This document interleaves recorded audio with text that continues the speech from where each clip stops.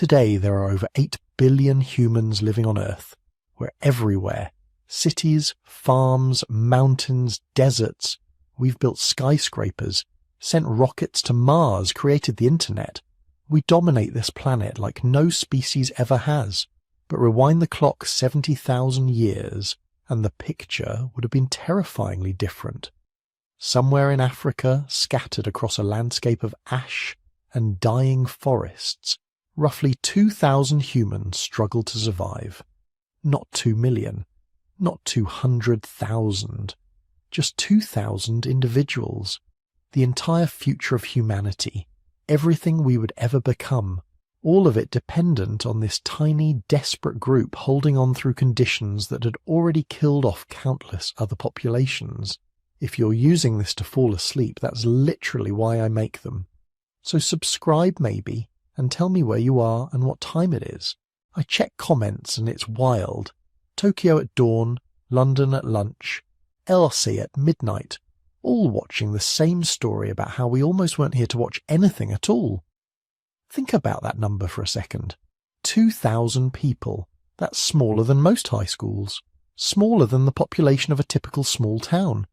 You could fit every single human ancestor alive at that moment into a couple of movie theatres, and there'd still be empty seats. The entire genetic diversity of humanity. Everything that makes 8 billion of us different from each other today. All of it compressed into a gene pool so small that everyone probably knew everyone else, or at least knew someone who knew them. And here's the thing that should keep you up at night, or in this case, help you drift off contemplating it. We almost didn't make it. Whatever happened 70,000 years ago, it came within a hair's breadth of ending the human story before it really began. For decades, this was just a theory. A mathematical whisper hidden in our DNA that scientists couldn't quite make sense of. They knew something had happened. Our genetic diversity is weirdly low compared to other species. Chimpanzees, who live in scattered groups across a fraction of the territory humans occupy, have way more genetic variation than all 8 billion of us combined. That's not normal. That's the signature of something catastrophic. But nobody knew exactly what had happened or how close we'd actually come to the edge. Not until geneticists started reading our DNA like a history book written in molecules, tracing mutations backward through time, generation by generation, millennium by millennium. What they found was stunning. The genetic evidence shows that roughly 70,000 years ago, the human population crashed to perhaps as few as 2,000 breeding individuals. Maybe it was 3,000, maybe 1,500. The exact number is debated, but all the evidence points to the same terrifying conclusion. For several thousand years, humanity was balanced on a knife's edge. One bad drought, one epidemic, one unlucky winter away from joining the long list of species that simply vanished. And the truly mind-bending part, every single person alive today, all 8 billion of us, we're all descendants of those survivors. Every human being you've ever met, every face you've seen in a crowd, every person in every photo throughout history, all of us carry the DNA of that tiny population that refused to die when the world was trying its hardest to kill them. This isn't ancient mythology. This is written in our genes. It's forensic evidence of the most important survival story in human history. The question that haunts scientists is simple but profound. What happened?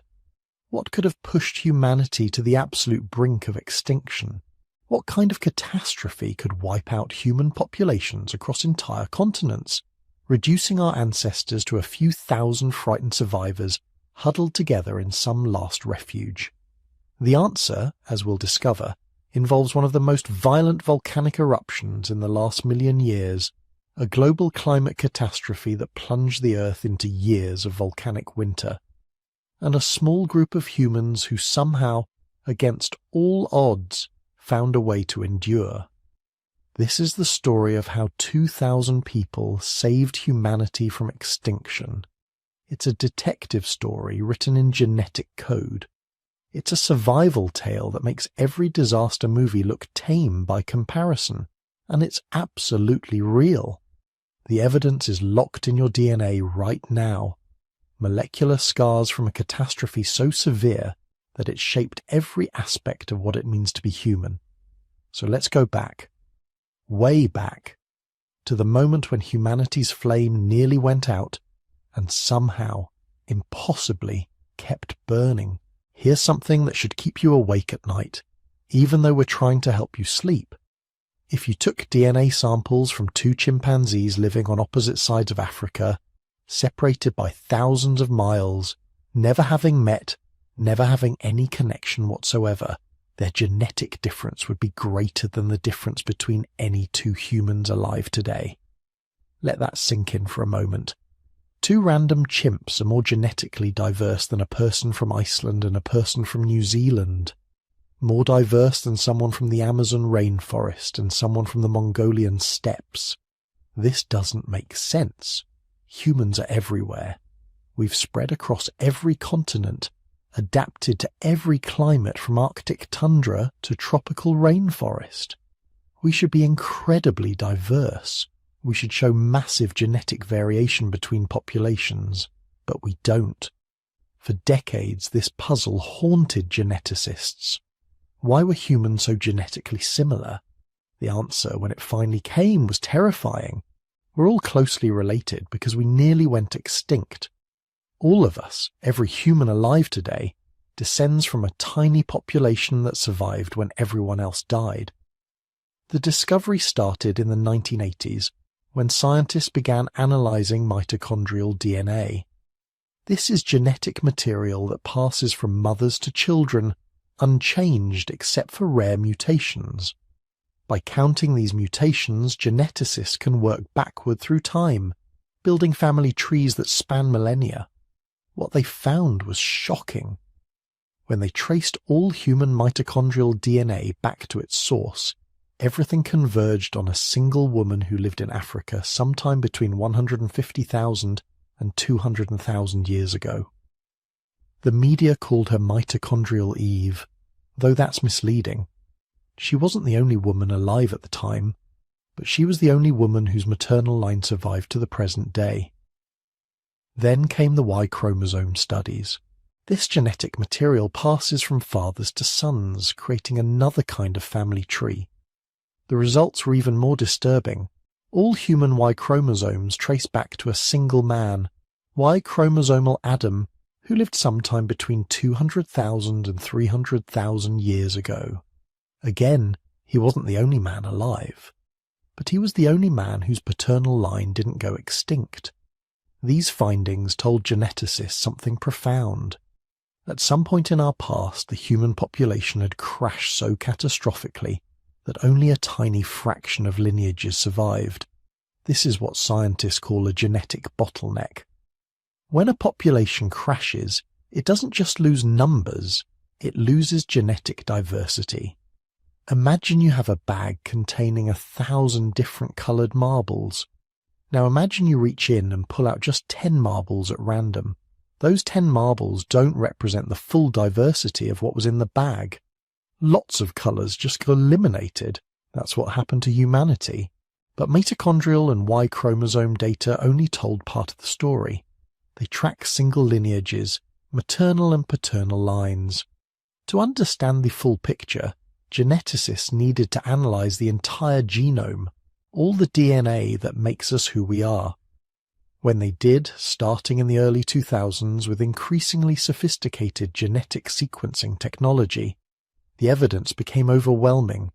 Humans had gone through not just one bottleneck, but possibly several. And one of them was devastating. The genetic signatures are everywhere once you know how to look.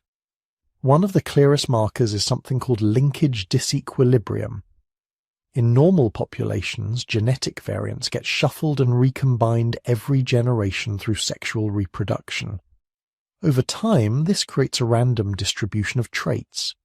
But in bottlenecked populations, this shuffling process gets interrupted. Genetic variants that happen to be present in the survivors stay linked together for thousands of generations. creating patterns that persist to the present day. Human DNA is full of these patterns, fossil evidence of ancient population crashes written in our genes. Another signature is in our mutation load. Every human carries dozens of slightly harmful genetic mutations. In large populations, natural selection efficiently removes these mutations over time. But in small populations, random chance becomes more important than selection. Harmful mutations can spread just because they happen to be in the survivors, not because they provide any advantage. The number and distribution of harmful mutations in human DNA suggests we spent a very long time as a very small population, small enough that random genetic drift overwhelmed natural selection. Then there's the famous chromosome 2 fusion. Humans have 23 pairs of chromosomes. Our closest relatives, chimpanzees and gorillas, have 24 pairs. Somewhere in our evolutionary past, 2 chromosomes fused together, and this fusion became fixed in the entire human population. For that to happen, the population carrying the fusion had to be extremely small. In a large, diverse population, a major chromosomal change like this would be unlikely to spread. But in a tiny bottlenecked population, it could become universal within a few generations. By the 2010s, geneticists had developed sophisticated computational models that could analyze these signatures and estimate ancient population sizes. The results were remarkably consistent across different research groups using different methods. Sometime between 50,000 and 100,000 years ago, possibly around 70,000 years ago, the effective breeding population of humans dropped to somewhere between 1,000 and 10,000 individuals. Some studies suggested numbers as low as 2,000. A few argued for populations under 1,000. Now, effective breeding population is important to understand. It doesn't mean the total number of humans alive. It means the number of individuals actually reproducing and passing on genes to the next generation. In any population, some people die before reproducing. Some are too young or too old to have children. Some are infertile. The effective population is always smaller than the total population, sometimes much smaller. So if the effective breeding population was 2,000, the actual number of living humans might have been 5,000, maybe 10,000. But that's still terrifyingly small. Think about it this way. There are more people in a large shopping mall on a Saturday afternoon than there were humans on the entire planet during the Bottleneck. The whole species could have fit into a modern sports stadium with room to spare. For a species that now numbers 8 billion, that's almost incomprehensible. But the debate among geneticists wasn't over. Some researchers questioned whether the genetic evidence really showed a single catastrophic bottleneck or a longer period of small population size. Others suggested the apparent bottleneck might reflect population structure rather than actual size. Maybe humans were divided into small isolated groups that rarely interbred, creating genetic patterns that looked like a bottleneck, even though the total population was larger. These debates continue. Science rarely offers absolute certainty, especially when reconstructing events that happened tens of thousands of years ago. But the core finding remains solid. At some point in our past, humans came terrifyingly close to extinction. Our genetic diversity crashed, and we've never fully recovered. Every person alive today carries the genetic signature of that ancient near-death experience. It's written in our DNA. An invisible scar from a catastrophe so severe that only the tiniest fraction of our ancestors survived. The question that haunted researchers next was simple but crucial. What caused it? What could have driven humanity to the very edge of extinction? The answer, when it came, pointed to an event so catastrophic that it nearly ended human history before it really began. Picture the Indonesian island of Sumatra. 74,000 years ago. The sun rises over a landscape of tropical forests, rivers teeming with fish, and a massive lake surrounded by volcanic peaks. Your distant ancestors might have lived hundreds or thousands of miles away, but what's about to happen here will determine whether they survive or join the countless extinct species that came before them. Deep beneath that lake, something has been building for thousands of years. Magma, superheated rock under unimaginable pressure, has been accumulating in a chamber the size of a small mountain. The Earth's crust above it is weakening, fracturing, ready to give way. Then, one morning, it happens. The explosion is beyond anything in human experience, not just bigger than any volcanic eruption you've seen in documentaries, bigger than anything that's happened in the last 2 million years of Earth's history. Mount Toba doesn't just erupt, it tears itself apart. Within hours, maybe minutes, 2,800 cubic kilometers of rock, ash and magma are blasted into the atmosphere. To put that in perspective, that's enough material to bury the entire United Kingdom under 12 meters of volcanic debris. It's 5,000 times larger than the Mount St. Helens eruption. It's 100 times larger than the eruption of Krakatoa, which killed 36,000 people and was heard 3,000 miles away. The sound of Toba's eruption probably travelled around the entire planet, multiple times. The blast creates a column of superheated gas and debris that punches through the atmosphere, reaching heights of 50 kilometres or more. That's 3 times higher than commercial jets fly. The column is so massive, so energetic, that it begins to collapse under its own weight, sending pyroclastic flows racing across the landscape at hundreds of kilometres per hour. Everything within 100 kilometres is instantly incinerated. Forests that have stood for millennia are reduced to ash in seconds. Rivers boil away. Mountains are buried under hundreds of meters of volcanic debris. But that's just the beginning. The eruption column spreads outward, carried by upper atmospheric winds. Within days, ash begins falling across South Asia. Not a light dusting, but meters of it, burying everything. Archaeological sites in India show ash layers from Toba up to 6 meters thick, deposited thousands of kilometers from the eruption site. Imagine being one of those early humans living in India when the ash starts falling. First, you see the sky darken, not gradually like a sunset, but rapidly, ominously. Within hours, it's darker than any night you've ever experienced. The sun is gone, hidden behind a thickening veil of volcanic aerosols. Then the ash begins to fall. Fine grey powder that gets into everything, your eyes, your lungs, your food, your water. It coats the leaves that animals eat. It poisons the rivers. It blocks out the sun so completely that plants begin to die within weeks. Your group tries to survive, but the ash keeps falling, day after day, week after week. The landscape you knew, the forests and grasslands you depended on, they're vanishing under a grey blanket of death. And you're thousands of kilometres from the eruption. You have no idea what caused this, no understanding that a mountain half a world away has just tried to kill every living thing on the planet. The ash eventually reaches Africa, your ancestors' last refuge. Not as thick as in India, but enough to disrupt ecosystems, enough to add one more catastrophic stress to populations already struggling to survive. But the ash is just the immediate crisis. What comes next is worse.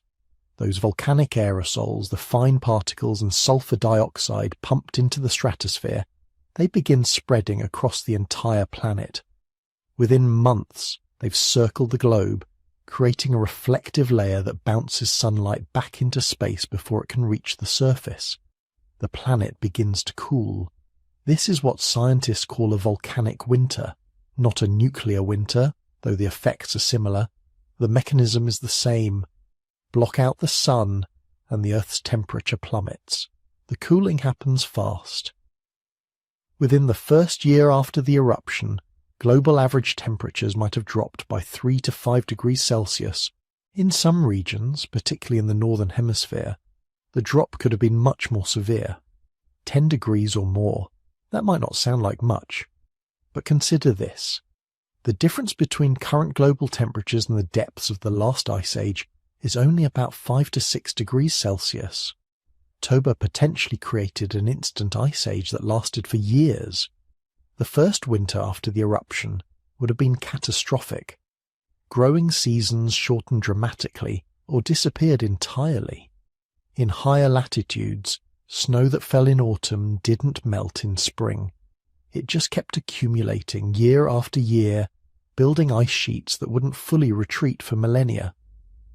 In the tropics, where your ancestors were struggling to survive, the effects were different but equally devastating. Rainfall patterns collapsed. The monsoons that brought life-giving rains to Africa and Asia weakened or failed entirely. Rivers shrank to trickles. Lakes dried up. The grasslands that had been slowly recovering from the longer climate crisis began dying again. For 6 to 10 years, maybe longer, the sun was a dim disk barely visible through the haze. Temperatures remained below normal. Plants that needed sunlight to photosynthesize struggled or died. The animals that depended on those plants starved. The predators that depended on those animals starved. And the humans who depended on the entire ecosystem, they were pushed to the absolute edge of extinction. The evidence for this catastrophe is written in multiple independent records. Ice cores from Greenland show a sharp spike in sulfate deposits right around 74,000 years ago, the chemical signature of massive volcanic eruption. Ocean sediment cores from the Indian Ocean contain thick layers of Toba ash, precisely dated and chemically fingerprinted to the eruption. Most tellingly, some researchers point to genetic evidence. Remember that population bottleneck we discussed earlier? Some scientists argue that it coincides almost perfectly with the Toba eruption. They suggest that the volcanic winter was the final catastrophic blow to human populations already weakened by long-term climate deterioration. The theory goes like this. Humans had already been struggling for tens of thousands of years due to the general climate crisis. Populations were fragmented, reduced, barely hanging on. Then Toba erupted, and what was already a desperate situation became apocalyptic. In Africa, where the surviving human populations were concentrated, the volcanic winter would have turned marginal habitats into death zones. Groups that had been managing to survive by exploiting coastal resources, hunting in grassland refuges, or living near permanent water sources suddenly found those resources disappearing. Coastal populations might have been somewhat protected. Ocean temperatures don't drop as quickly as land temperatures, and marine ecosystems are more resistant to short-term atmospheric changes. If you were living near the coast, eating shellfish, catching fish, you might have had a better chance than inland groups. But even coastal survival would have been brutally difficult. With temperatures dropping and rainfall failing, even the most resilient ecosystems would have been stressed. Competition for remaining resources would have intensified. Groups that had coexisted peacefully might have been forced into conflict over dwindling food supplies. This is when the real selection happened. Not just physical survival skills, but cognitive and social abilities became critical. Groups that could innovate quickly, that could shift their diet when traditional foods disappeared, that could maintain cooperation under extreme stress, those were the groups that made it through. Groups that were too rigid, too specialized, too dependent on specific resources or strategies, they died out, and with them died entire lineages of human genetic diversity. But here's where the story gets complicated, because as dramatic as the Toba eruption was, and as compelling as the volcanic winter theory sounds, the evidence isn't as clear-cut as you might think. Some researchers have challenged the catastrophe narrative. They point out that the genetic bottleneck might have started before Toba, or lasted longer than the volcanic winter. They note that archaeological sites in India show continued human occupation right through the ash layers, suggesting at least some population survived the immediate aftermath. Ice core data shows the cooling, yes, but some studies suggest it was less severe or shorter lived than the most extreme estimates. Maybe 3 to 4 years of significant cooling rather than a decade or more. Still catastrophic, but possibly survivable for groups that were already adapted to harsh conditions. Other scientists argue that the real killer wasn't Toba itself, but the combination of Toba and the ongoing climate crisis. The volcanic winter was just one more hammer blow to populations already reeling from tens of thousands of years of environmental stress. It didn't cause the bottleneck so much as accelerate and intensify it. There's also evidence that different regions were affected differently. Areas downwind of the eruption, particularly South and Southeast Asia, suffered catastrophic ashfall and probably experienced massive population die-offs or complete extinction of human groups. But Africa, while affected by the volcanic winter, might have been somewhat protected by its distance from the eruption.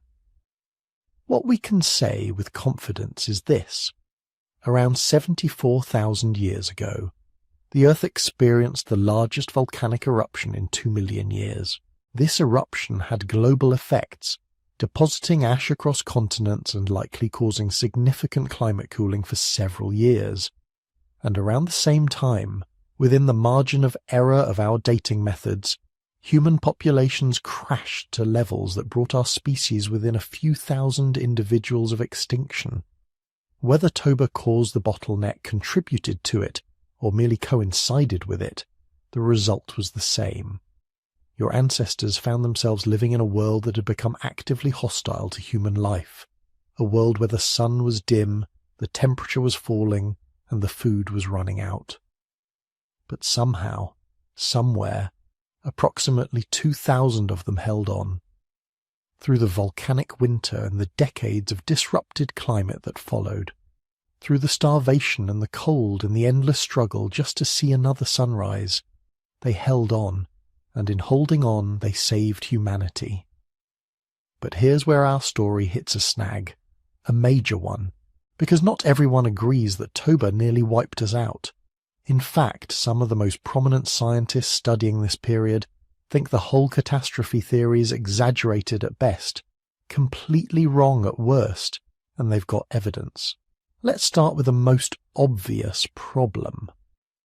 If Toba created a nuclear winter that lasted years, maybe decades, if it reduced global temperatures by 3 to 5 degrees Celsius, if it killed vegetation across vast regions and triggered mass starvation, we should see it everywhere in the archaeological record. Every human site dating to 74,000 years ago should show a sudden break. Tools should disappear, settlements should be abandoned. The signs of human activity should just stop for hundreds, maybe thousands of years. But that's not what we find. In 2007, a team of archaeologists working at a site called Dwalapuram in southern India made a discovery that threw the entire Toba catastrophe theory into question. They found stone tools, lots of them, below the Toba ash layer, throughout the ash layer, and above it. The same stone tool tradition, unchanged, continuing right through the eruption without any apparent interruption. Think about what that means. These people were living less than 2,000 miles from the eruption, close enough that volcanic ash buried their living sites under several inches of debris. If anywhere was going to show evidence of catastrophic human population collapse, it should have been here.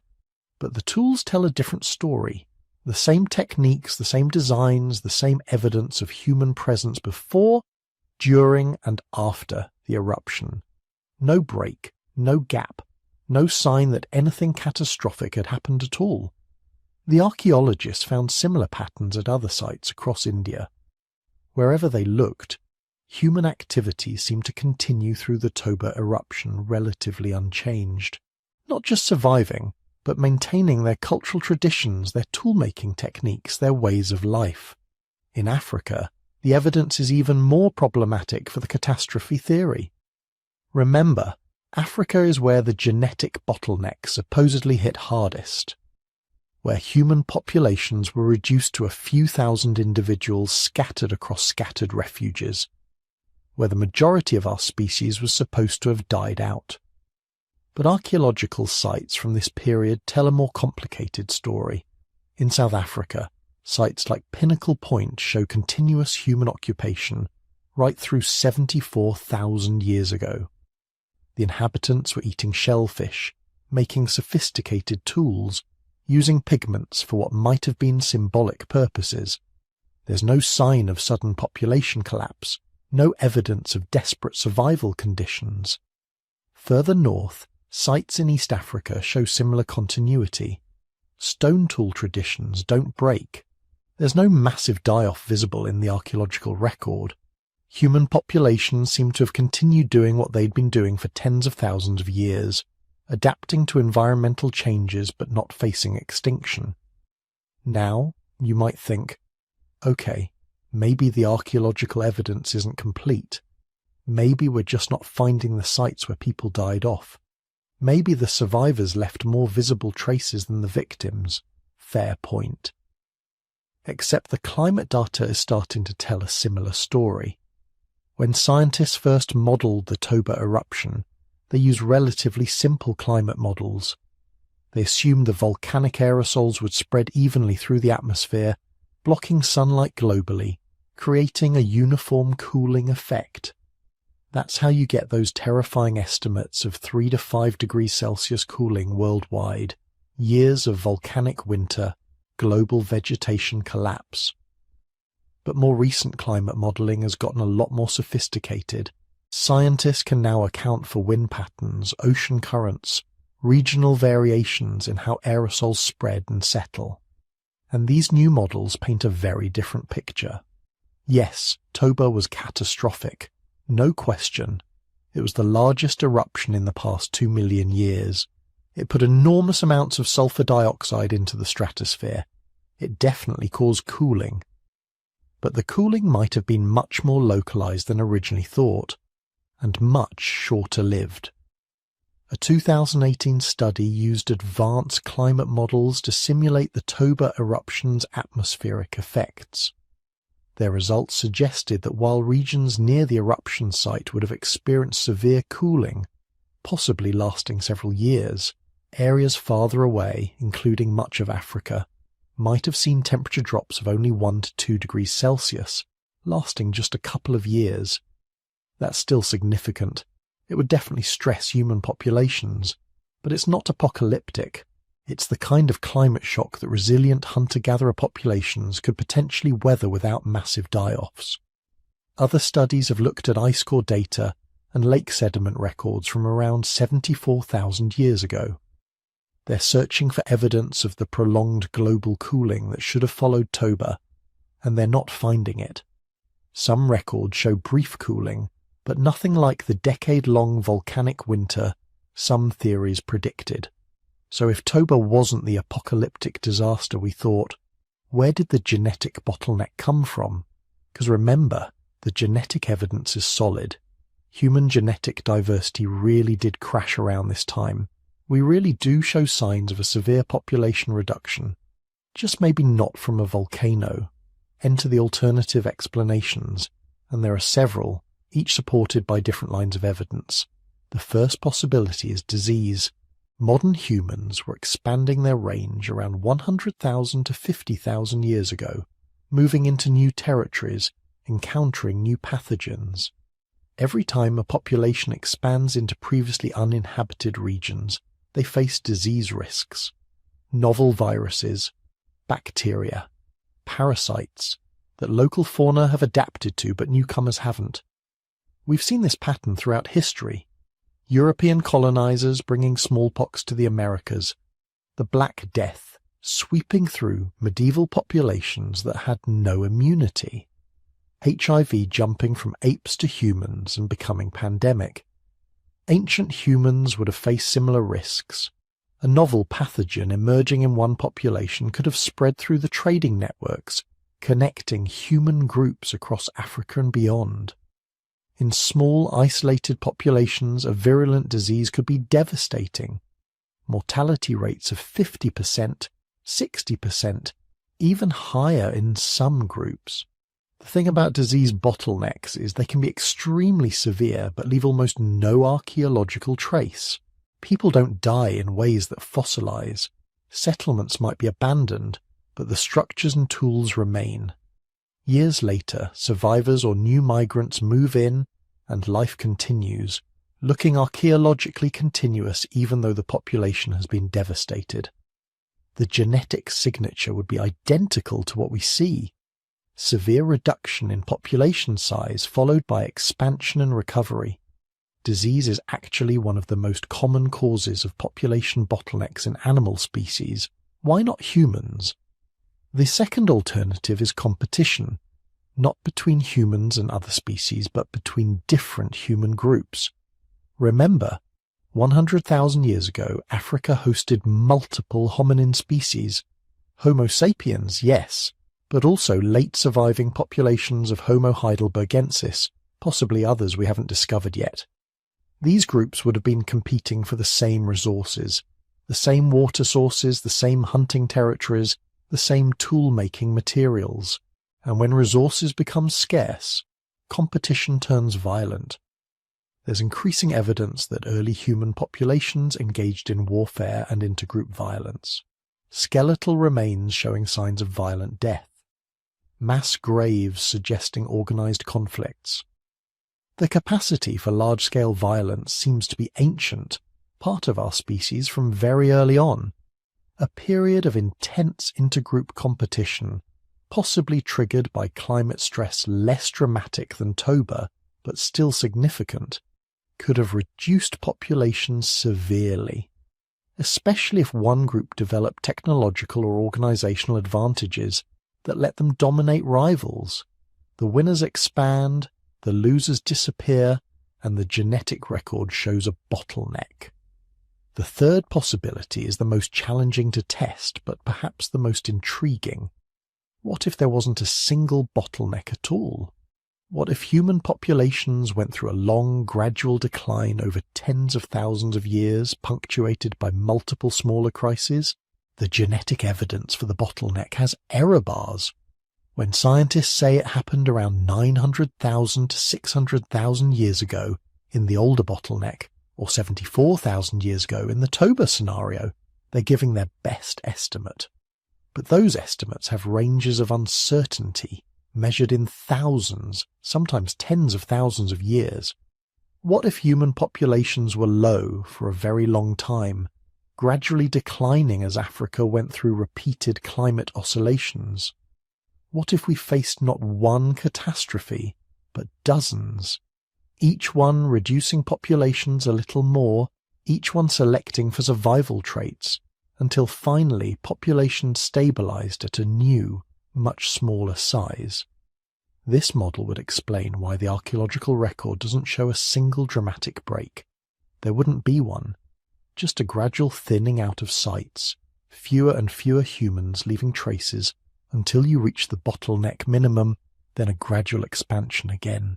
Some geneticists actually favor this interpretation.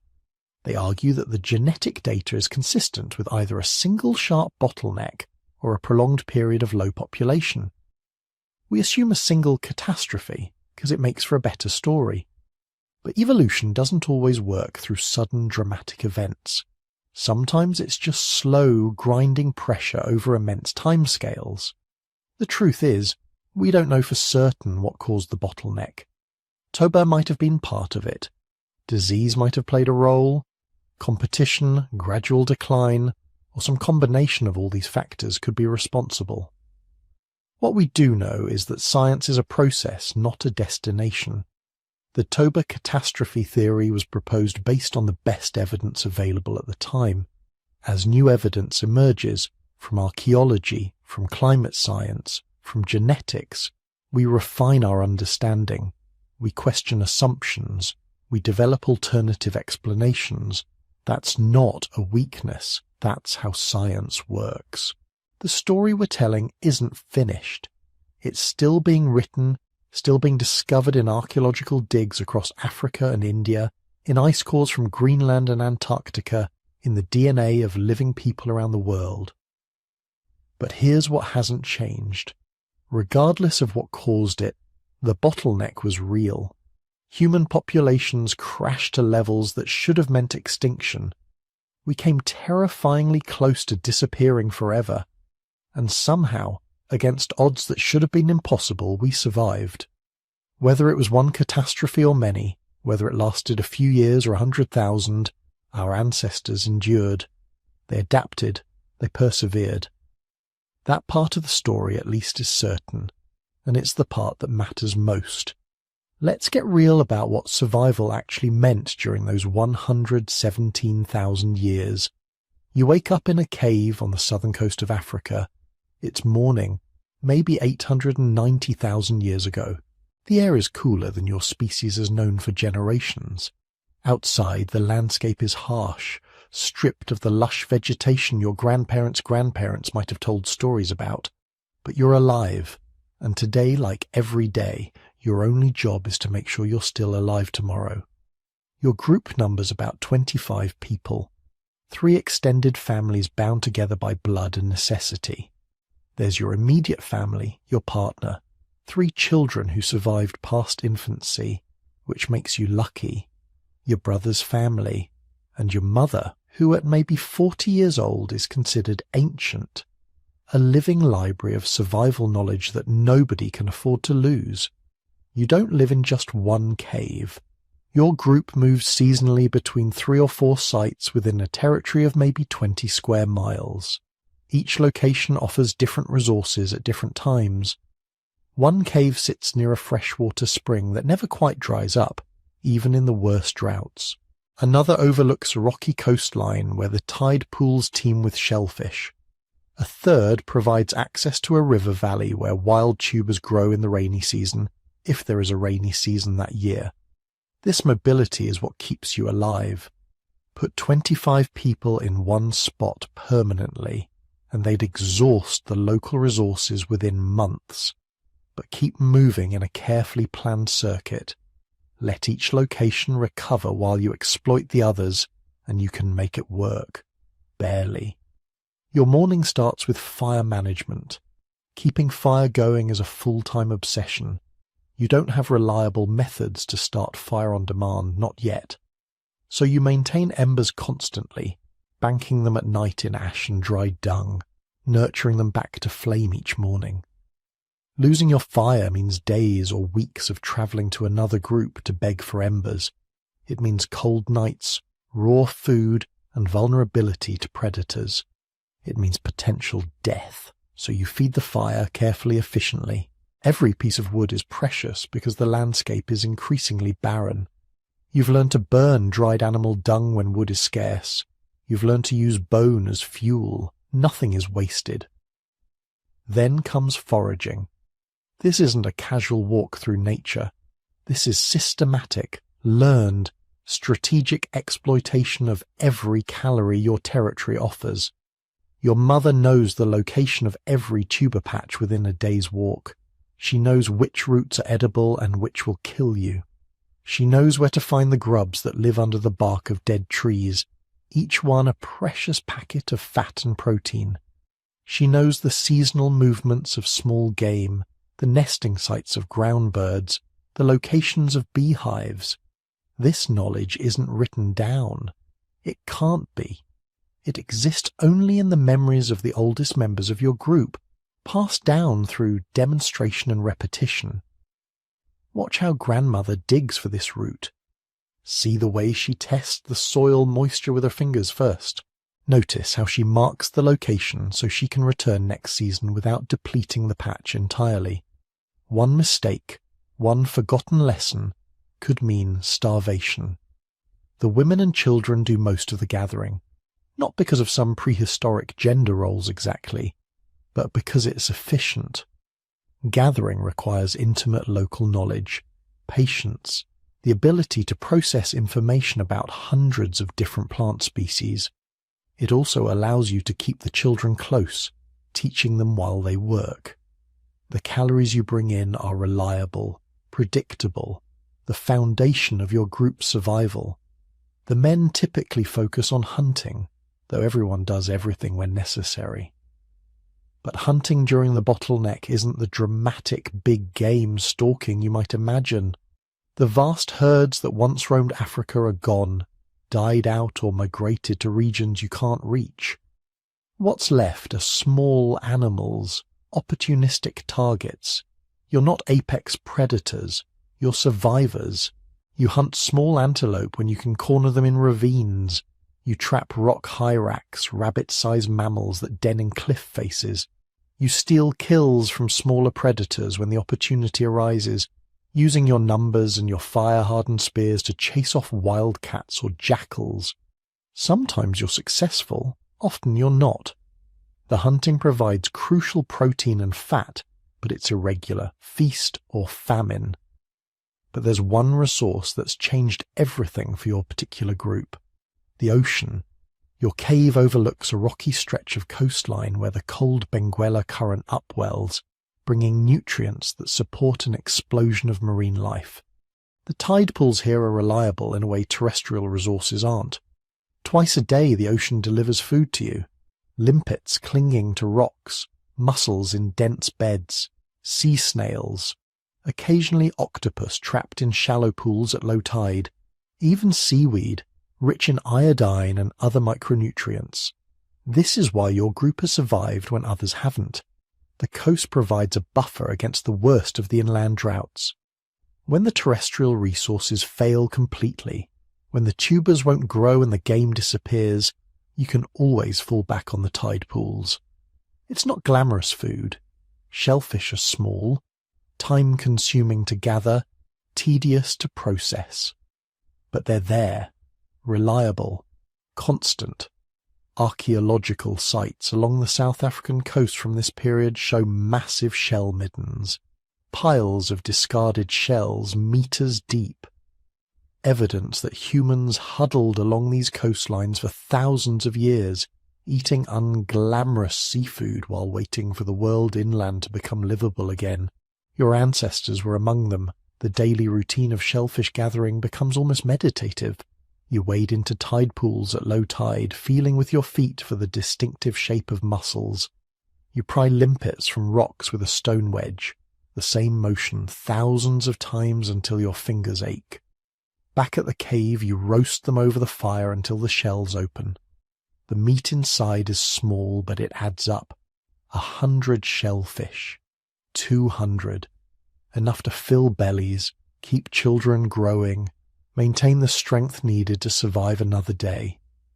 But survival is about more than just calories. It's about maintaining the social bonds that keep your group functioning. 25 people living in close quarters for 117,000 years. That's a pressure cooker for conflict. Arguments over food distribution, disagreements about when to move camp, tensions over mating, childcare, status within the group. Your people have developed mechanisms to manage this, elaborate food-sharing customs that ensure everyone gets fed, not equally necessarily, but predictably. The best hunters get larger portions, but they're also expected to share. Children and pregnant women get priority. The elderly, like your mother, earn their share through their knowledge, their teaching, their role as living repositories of survival information. You have rituals too. Simple ones, but important. Gathering around the fire at night to share stories. Not grand epics yet, but accounts of the day's foraging. News from other groups encountered during seasonal movements. Warnings about dangerous animals or places where water was found. These fireside gatherings serve multiple purposes. They distribute vital survival information. They reinforce group bonds. They teach children the knowledge they'll need to survive. And there's art, or something like it. Ochre pigments ground and mixed with fat, used to decorate bodies during significant occasions. A successful hunt. A child's first gathering expedition. Perhaps funerary practices for the dead, though evidence is scarce. These aren't elaborate rituals, but they're the beginnings of symbolic thinking, the human impulse to mark meaningful moments, to create meaning in a world that seems determined to destroy you. The psychological burden of this existence is almost impossible for us to imagine. You watch children die regularly. Infant mortality is probably 50% or higher. Starvation, disease, accidents, predation. You lose siblings, cousins, friends. Some seasons are better than others, but bad seasons are brutally bad. Watching your child starve slowly because there simply isn't enough food. Making impossible choices about who gets the limited calories available, yet you persist. Something in the human spirit, some fundamental stubborn refusal to give up, keeps you going. Maybe it's the fire, that tangible symbol that you can shape your environment, that you're not helpless. Maybe it's the knowledge your mother shares, proof that others have survived before, and so can you. Maybe it's simply the biological imperative, the deep genetic drive to survive and reproduce no matter what. Other groups are out there, you know. Occasionally you encounter them during seasonal movements, sometimes peacefully, trading information about water sources or food locations, possibly exchanging marriage partners, though the demographics of extinction make this complicated. With so few humans total, every group needs to maintain connections with others to avoid inbreeding. But encounters can also be tense. When resources are desperately scarce, neighbouring groups become competitors, threats. There's archaeological evidence of violence from this period, skeletal remains showing healed fractures consistent with interpersonal conflict. Not war exactly, but certainly disputes that turned physical. Territories are defended, intrusions are resisted. Despite the hardship, despite the constant proximity to death, life has moments of something almost like normalcy. Children play in tide pools, learning to forage while chasing crabs. Adults laugh at shared jokes, take pleasure in a particularly successful gathering day. Couples bond over shared survival tasks. Your mother tells stories while showing your daughter which plants are safe. This is life on the brink, not heroic, not dramatic in the moment, just the grinding, relentless work of survival. Day after day, generation after generation, for 117,000 years. You don't know you're part of a genetic bottleneck. You don't know your descendants will inherit the earth. You just know that today you found enough shellfish to feed your family, that the fire is still burning, that everyone survived another night, and tomorrow you'll do it all again.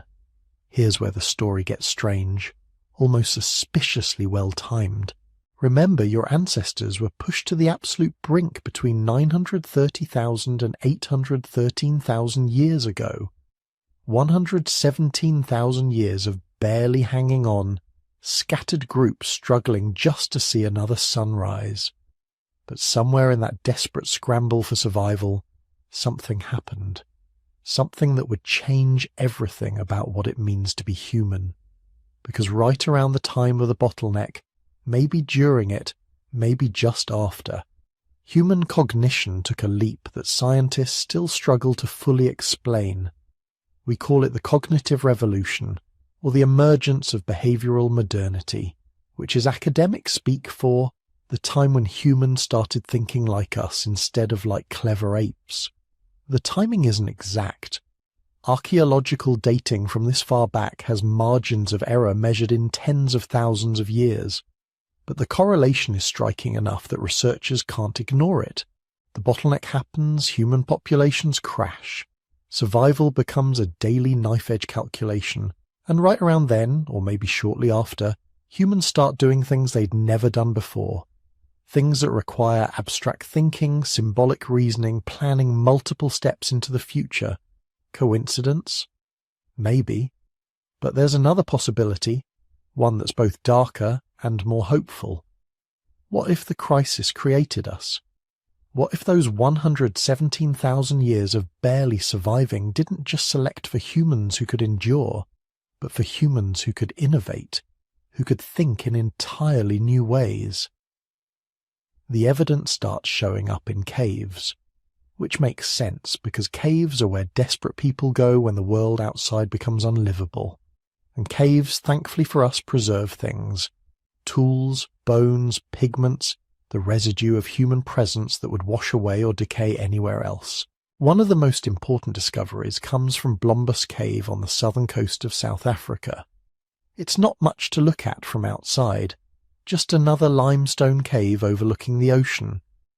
But inside, archaeologists found something extraordinary.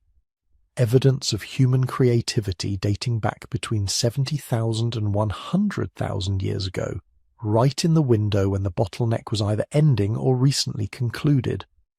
They found pieces of ochre, a red iron oxide pigment, etched with geometric patterns, cross-hatched lines forming deliberate designs.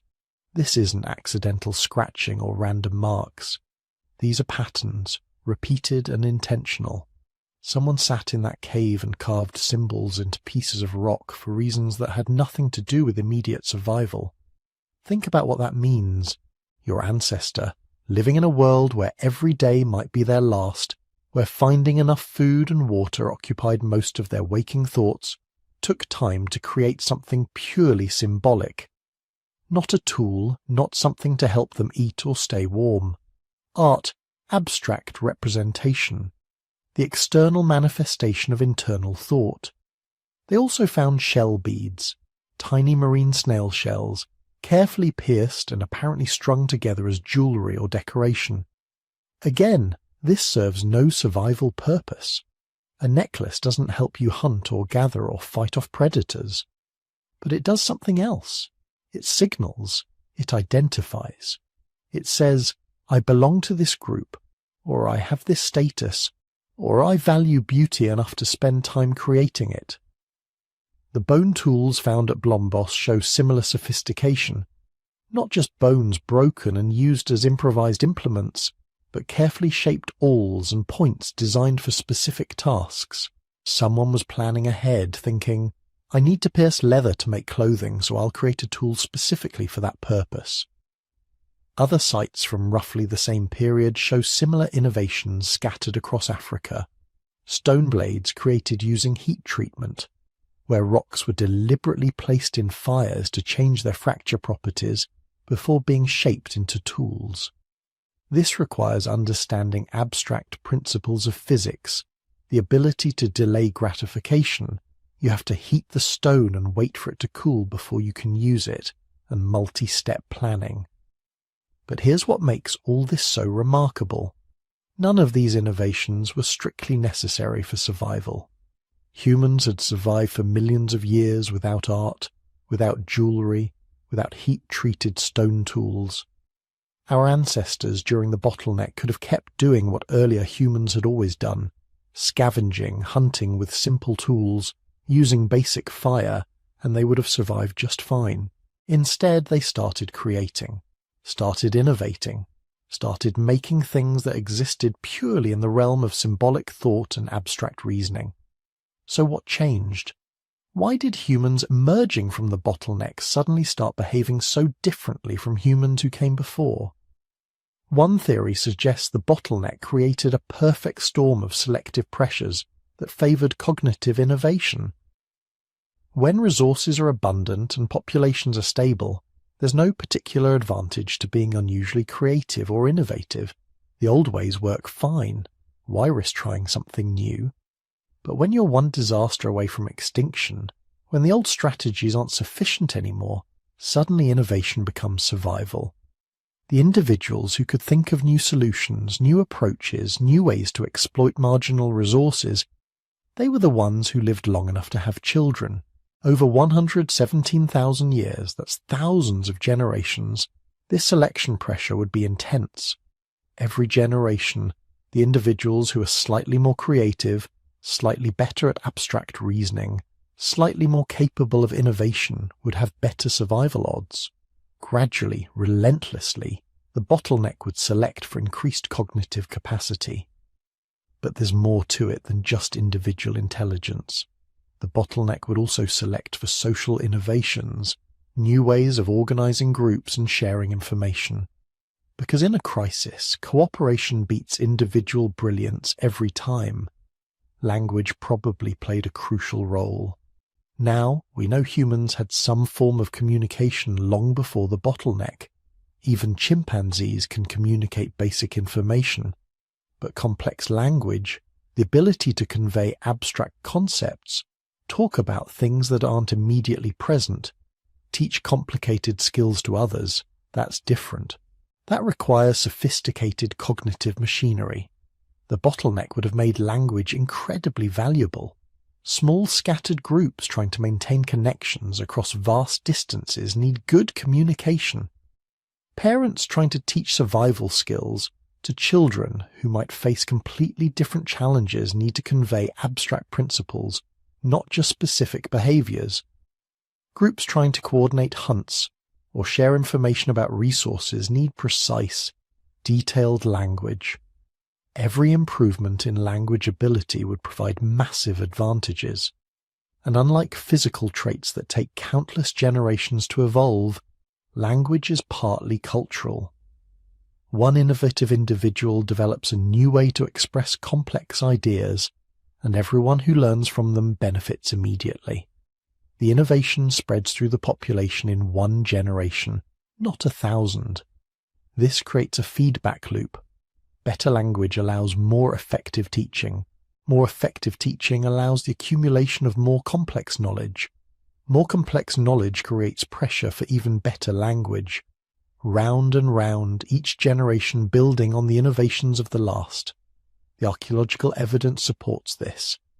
The standardized tool designs appearing after the bottleneck suggest detailed verbal instructions being passed between groups.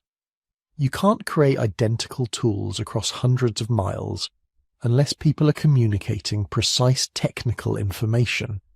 Strike the stone at this angle with this force can't be conveyed through grunting and pointing. The symbolic artifacts, the ochre engravings and shell beads, suggest something even more sophisticated. These require shared symbolic systems. Everyone in your group has to agree that these marks mean something, that these beads signify something. That's culture. That's abstract reasoning expressed through material objects. Some researchers think the crisis might have even changed human social structures in ways that promoted innovation. Small groups under extreme stress can't afford rigid hierarchies or authoritarian leadership. When conditions change unpredictably, you need every member of the group capable of making decisions, adapting, innovating. The groups that survived might have been the ones that developed more egalitarian structures, where knowledge was shared widely and new ideas were valued regardless of who thought of them. This would explain why behavioral modernity appears relatively suddenly in the archaeological record. It's not that humans suddenly got smarter on an individual level. It's that they developed social and cultural systems that allowed innovation to flourish and spread rapidly. Of course, not everyone agrees with this interpretation. Some researchers think the cognitive revolution had nothing to do with the bottleneck. They point out that the timing isn't perfect. Some evidence of symbolic behavior appears before the bottleneck. Other evidence appears much later. Maybe the correlation is just coincidence. Others argue that behavioral modernity developed gradually over hundreds of thousands of years, and we only see it suddenly appearing in the archaeological record because older sites haven't preserved the evidence. Maybe early humans were just as cognitively sophisticated as their descendants, but they expressed it in ways that didn't leave lasting traces. Fair points, both of them. We're talking about events nearly 1 million years ago. The evidence is fragmentary, the dating is uncertain, and we're trying to infer complex cognitive processes from a few stone tools and pieces of carved ochre. But here's what we do know. Something changed around the time of the bottleneck. Humans coming out of that crisis were different from humans going in. They had new tools, new social structures, new ways of thinking about and interacting with the world. Maybe the bottleneck caused it. Maybe it just happened to coincide with changes that would have occurred anyway. But there's something compelling about the idea that our ancestors' greatest crisis created our species' greatest strengths, that the same forces that nearly destroyed humanity also forged the cognitive tools we would eventually use to dominate the planet.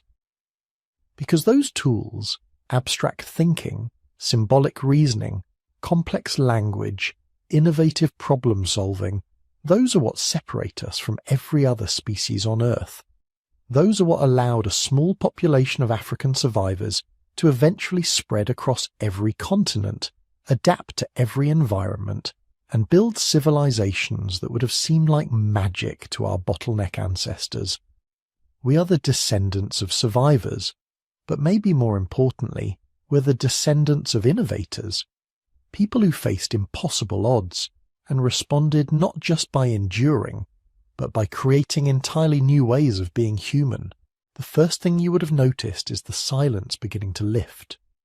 For generations, the soundtrack of the world had been scarcity, empty valleys, dry riverbeds, winds blowing over places where nothing moved but dust. Your ancestors had learned to read that silence like a warning.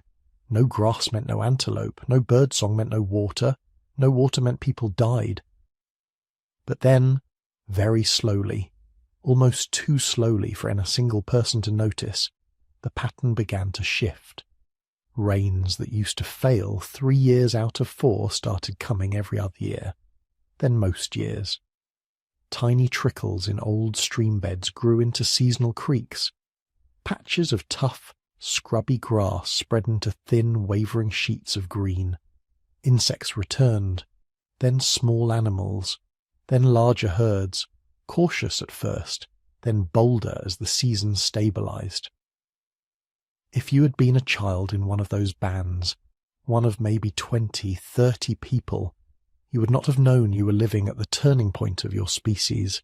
All you would have seen was that the elders didn't look quite as worried every time the clouds gathered, that there was meat a little more often, that desperate arguments over a single carcass became less frequent, that sometimes there was enough to share. This is what recovery looks like in deep time, not a sudden miracle, not a clean break between catastrophe and abundance, just a long, slow easing of the strangling hand around humanity's throat. Over thousands of years, those tiny improvements added up.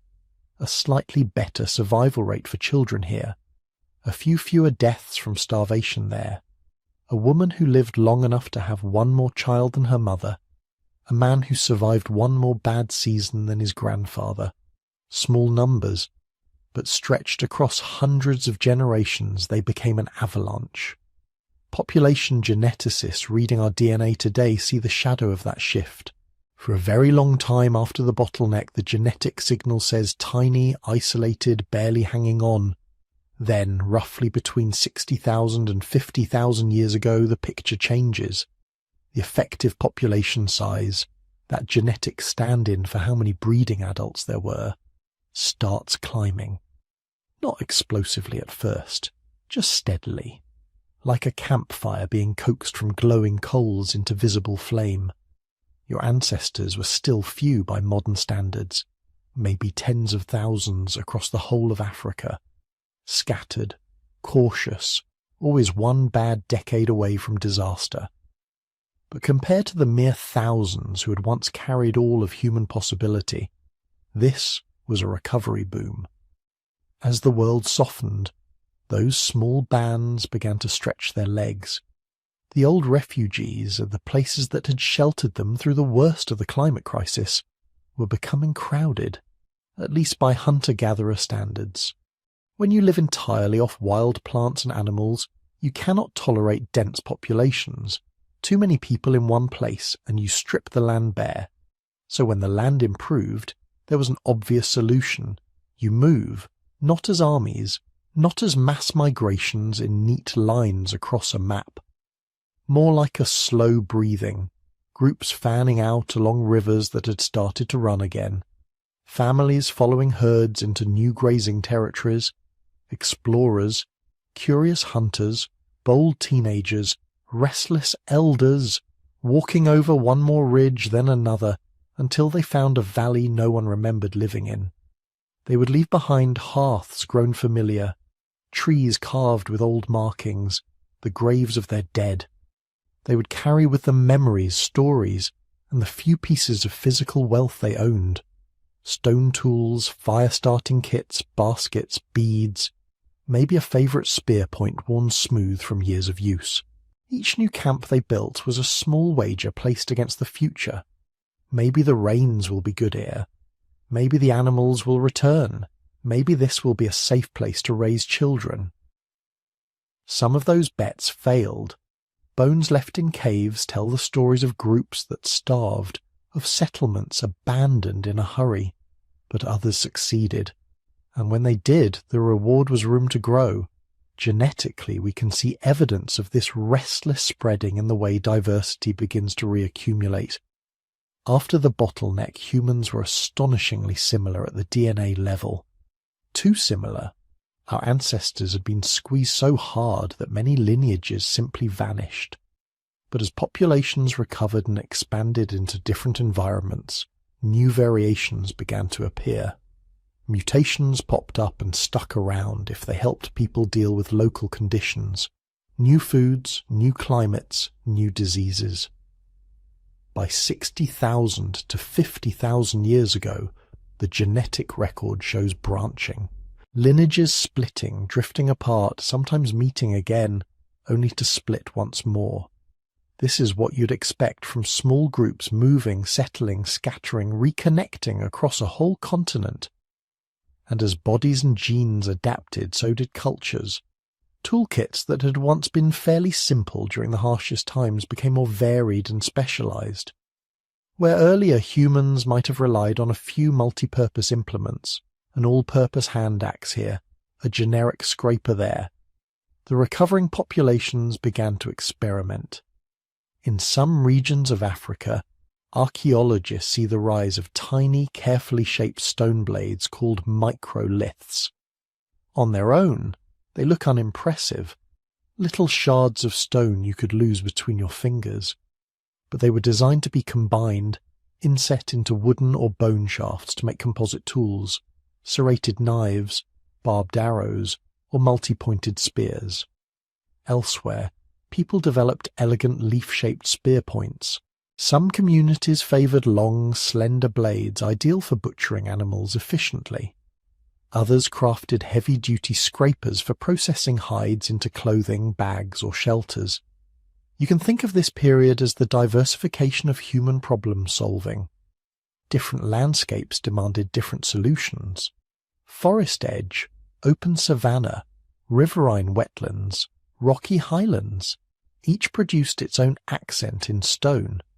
And yet, when you line up tools from sites separated by hundreds of miles, you start to see patterns, shared shapes, familiar techniques, echoes of the same idea.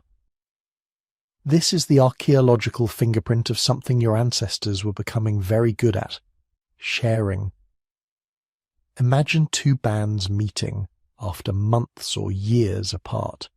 Maybe they follow the same herd's seasonal migrations. Maybe they both use the same distant obsidian source, a glittering volcanic glass that makes superb blades. They meet near a waterhole. There is caution at first, weapons kept close, children pulled behind adults. Then recognition, a familiar style of beadwork, a stone point shaped in a way that your people also use, a song half remembered from another gathering long ago. Tension dissolves into trade. You give them a beautifully prepared spear point. In return, you receive a string of shells carried from a distant coastline you've never seen. You show them a knotting technique to strengthen their snares. They show you how they smoke fish so it keeps longer on the trail. An elder tells a story about a year when the rains failed and how her people survived by eating a particular root. Someone else shares a warning about a valley where drinking from a certain spring always seems to make people sick. Knowledge moves from group to group like pollen carried on a shifting wind. Over time, this web of exchange thickens. Genetic evidence supports this picture. Instead of fully isolated inbred groups, we see signs of structured mating patterns, individuals travelling between communities, partners exchanged along kinship lines, genes moving much farther than any single person ever walked in their lifetime. Trade routes weren't just for stone and shells. They were for people too, and as groups ranged farther and curiosity tugged at human feet, one particular kind of landscape began drawing more and more attention: the coast. From space, shorelines look like edges, but to hungry, observant humans they were highways, narrow belts rich in resources stretching for hundreds, sometimes thousands of kilometers. Along the African coasts, especially the eastern and southern shores, your ancestors found something extraordinary: relative stability. While inland climates could swing wildly between wet and dry, coastlines often buffered those extremes. Upwelling currents brought nutrient-rich waters close to shore, shellfish, fish, seabirds, seals, all potential food sources far less affected by inland droughts. Archaeological sites perched on ancient dunes and rocky headlands preserve this change in strategy. Piles of shells, oyster, mussel, limpets, build up into mounds known as middens, some stretching meters deep. Mixed into them, charcoal from repeated fires, bone fragments from fish and marine mammals, and the tools used to harvest and process them. These coastal foragers weren't just grabbing whatever washed up on the beach. They seemed to have developed systematic ways of exploiting the shore, timing visits with tides, knowing when certain shellfish were safest to eat, learning where seasonal fish runs would bring schools close enough to trap or spear. Living at the edge of land and sea may also have done something else important. It trained human minds to think in terms of routes. Walk along almost any coastline, and you have a built-in guide. Keep the ocean on your left or on your right, and you can follow it for days, weeks, months. You don't have to navigate by landmarks alone. The shore itself is the landmark. Many researchers think this is how some of the earliest long-distance expansions began. Small groups moving step by step along beaches, estuaries, mangroves, never too far from fresh water or food. No heroic leaps across empty maps. Just generation after generation pushing a little farther than the last. This coastal migration idea remains debated in its details, but it fits what we know about humans from this time. Opportunistic, curious, highly observant, reluctant to leave rich environments, but ready to move if the next bay over looks just a bit better. Along the Indian Ocean rim, from eastern Africa toward the Arabian Peninsula and beyond, shorelines would have offered a kind of living conveyor belt. Every few days' walk, another cove, another river mouth, another chance to settle or move on. People could have spread surprisingly far without ever feeling like they were making a grand journey, just following the food.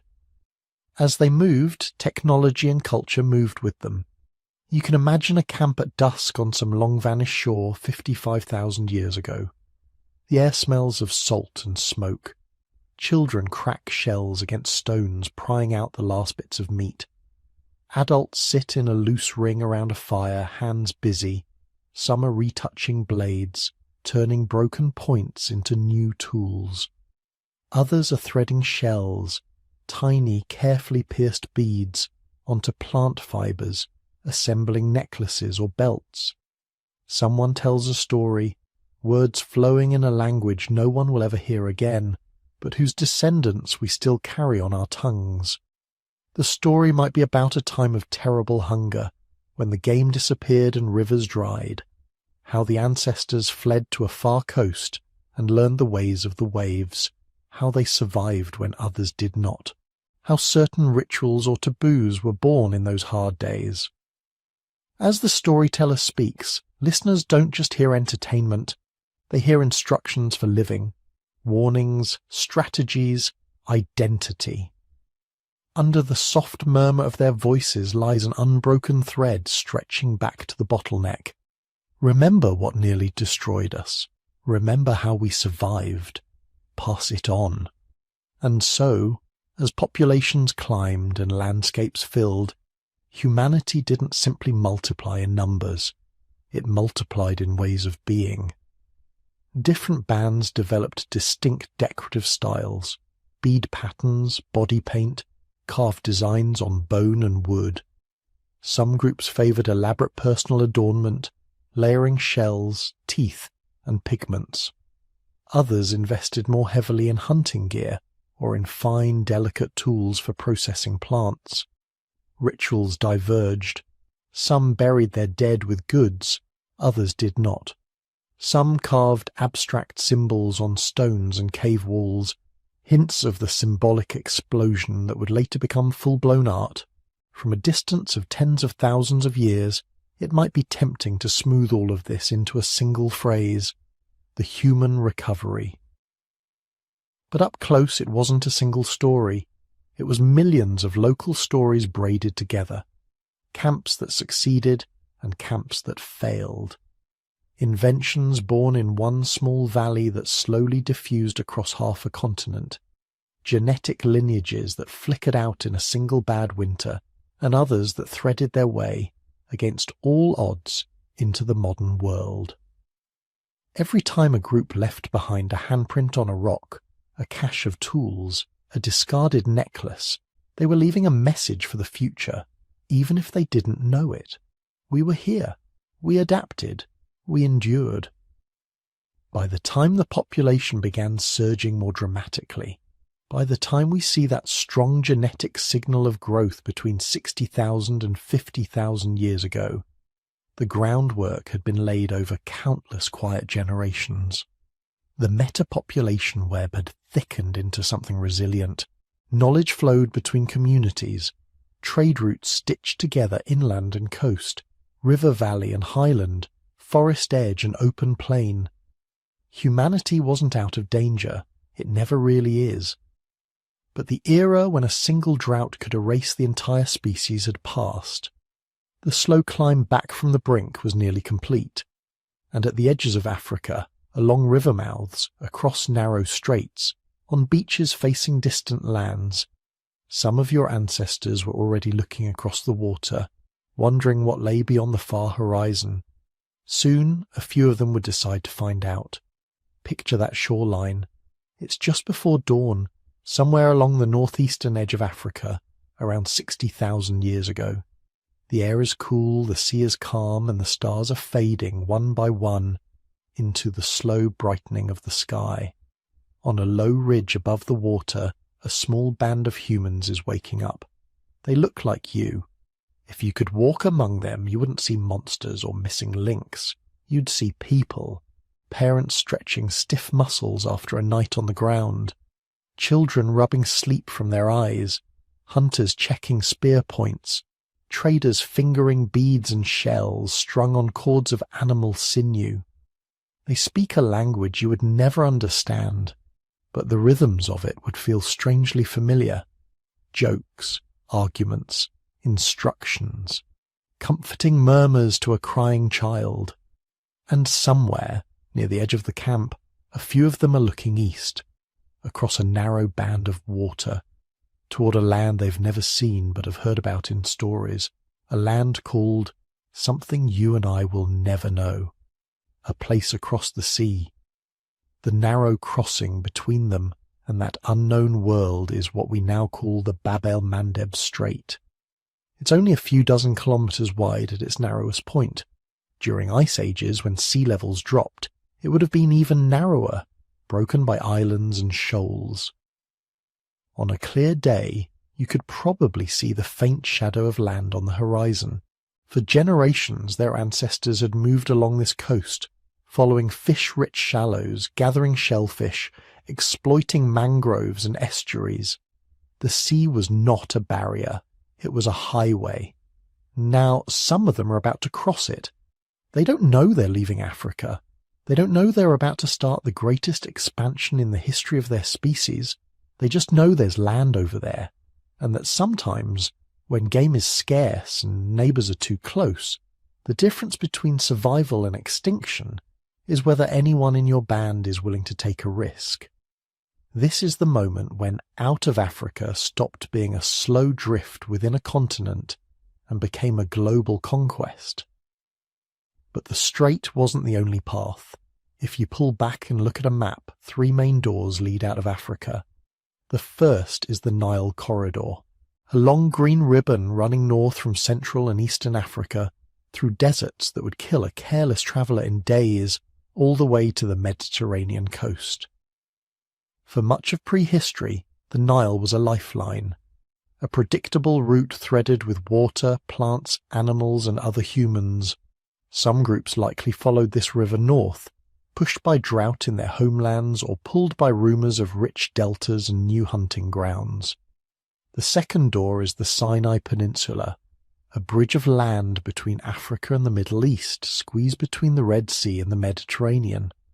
During wetter phases, this area would have been dotted with lakes, wetlands and grasslands, stepping stones of habitat that humans could hop between. Fossils and stone tools found in what is now Israel, Jordan and Syria suggest that humans moved through this gate multiple times, long before the final successful wave 60,000 years ago. The third door is that narrow sea crossing at Bab el-Mandeb, a short leap from the Horn of Africa to the southern tip of the Arabian Peninsula. Genetic evidence hints that this southern coastal route may have been especially important. Once humans reached Arabia, they could skim along the coasts of the Indian Ocean like surfers following a perfect wave, down through Yemen and Oman, across southern Iran and Pakistan, into India, Southeast Asia and beyond. Different groups likely used different doors at different times. Some expeditions probably failed. Droughts closed corridors, sea levels rose, rival groups blocked passages, but enough crossings succeeded that, over thousands of years, Africa stopped being the entire human world and became just the starting line. Beyond those doors, though, there was a surprise waiting, because Earth, at that time, was not an empty stage. When your ancestors stepped into the Levant, or hugged the coasts of Arabia, or pushed into the cold plains of Eurasia, they weren't pioneers arriving in untouched wilderness. They were walking into neighbourhoods that were already occupied by cousins. Neanderthals had made Europe and parts of Western Asia their home for hundreds of thousands of years. Denisovans, those shadowy relatives we know mostly from DNA and a few bones, seem to have dominated parts of Asia.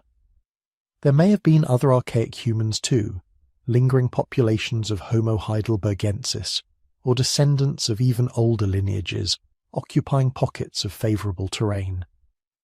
Imagine being one of those first modern humans cresting a rocky ridge somewhere in the Middle East, and seeing other people on the far slope.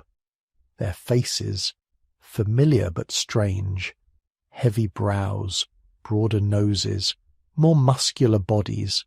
The way they carry their tools and move across the landscape is practiced, confident. This is their home turf. What happens next, we don't know exactly. But the genetic record scattered through our chromosomes like footnotes from the past suggests that the encounters were not simple. They weren't one-sided massacres. They weren't peaceful utopias either.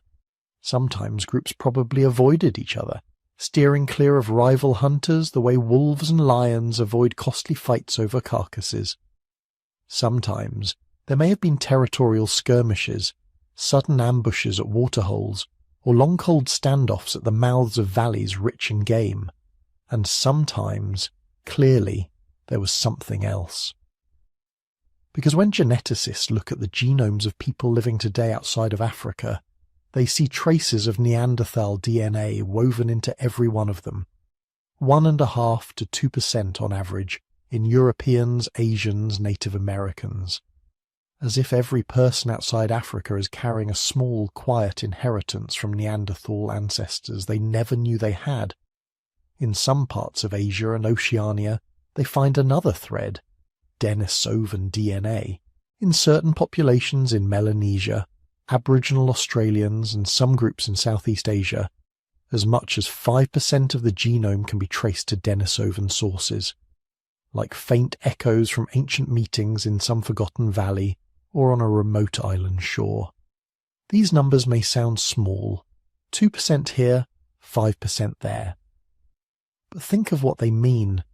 They mean that at least some of those encounters ended not with spears in the dark, but with shared shelters and shared beds.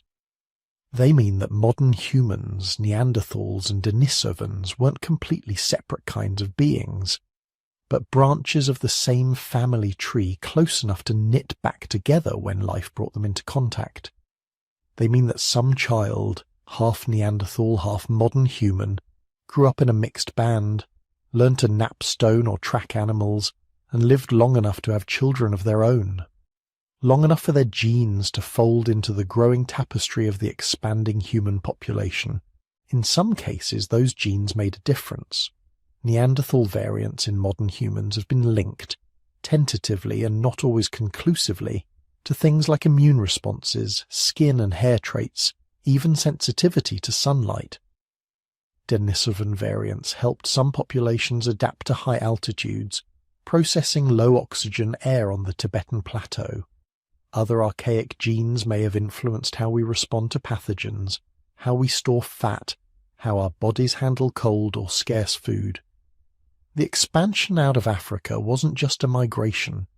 It was a blending, a remixing of survival strategies honed by different human species in different environments, now poured together into one rapidly spreading lineage. As this blended lineage moved east, its speed becomes almost unbelievable.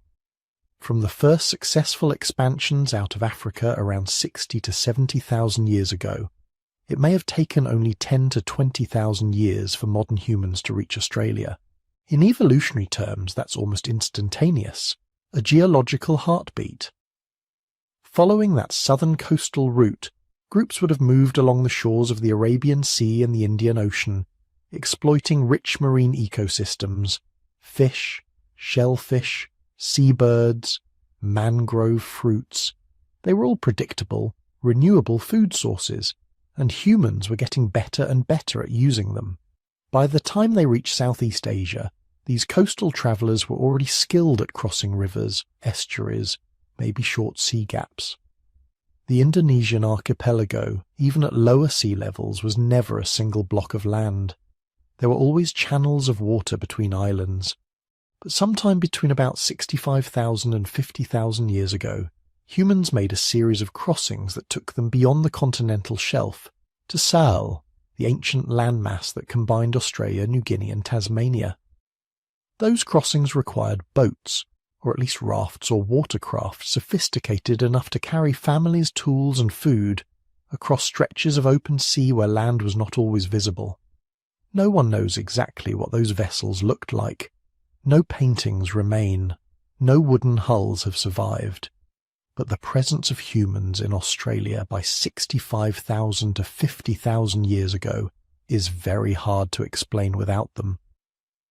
On that continent, they encountered ecosystems that had never seen humans before.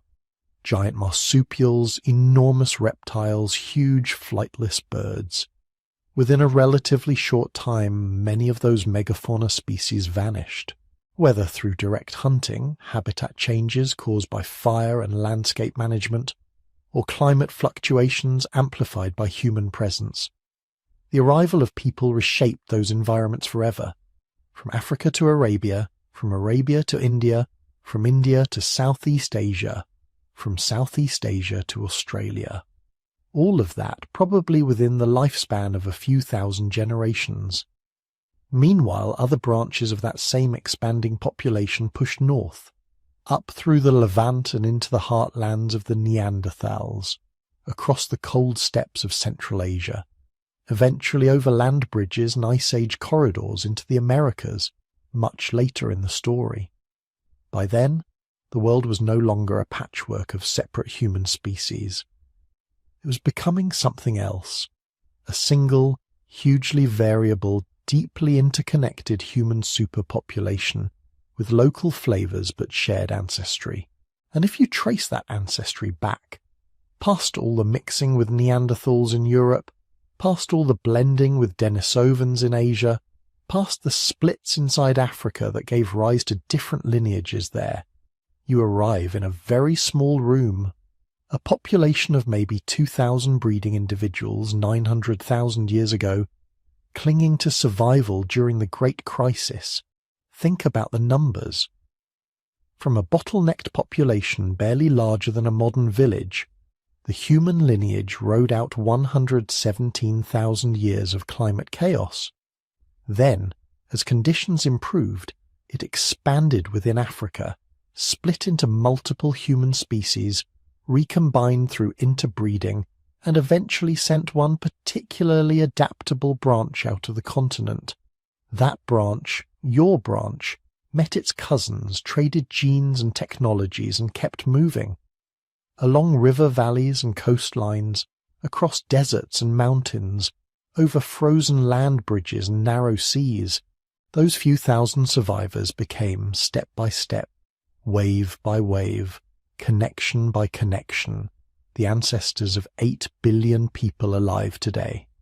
Every person you pass on the street, every face in every crowd, every voice carried on every city wind, all of them are part of the same improbable chain, a chain that runs through that tiny bottlenecked population, through Neanderthal valleys and Denisovan mountainsides, through coastal camps on the shores of the Indian Ocean, through campsites on ancient Australian rivers that now run dry.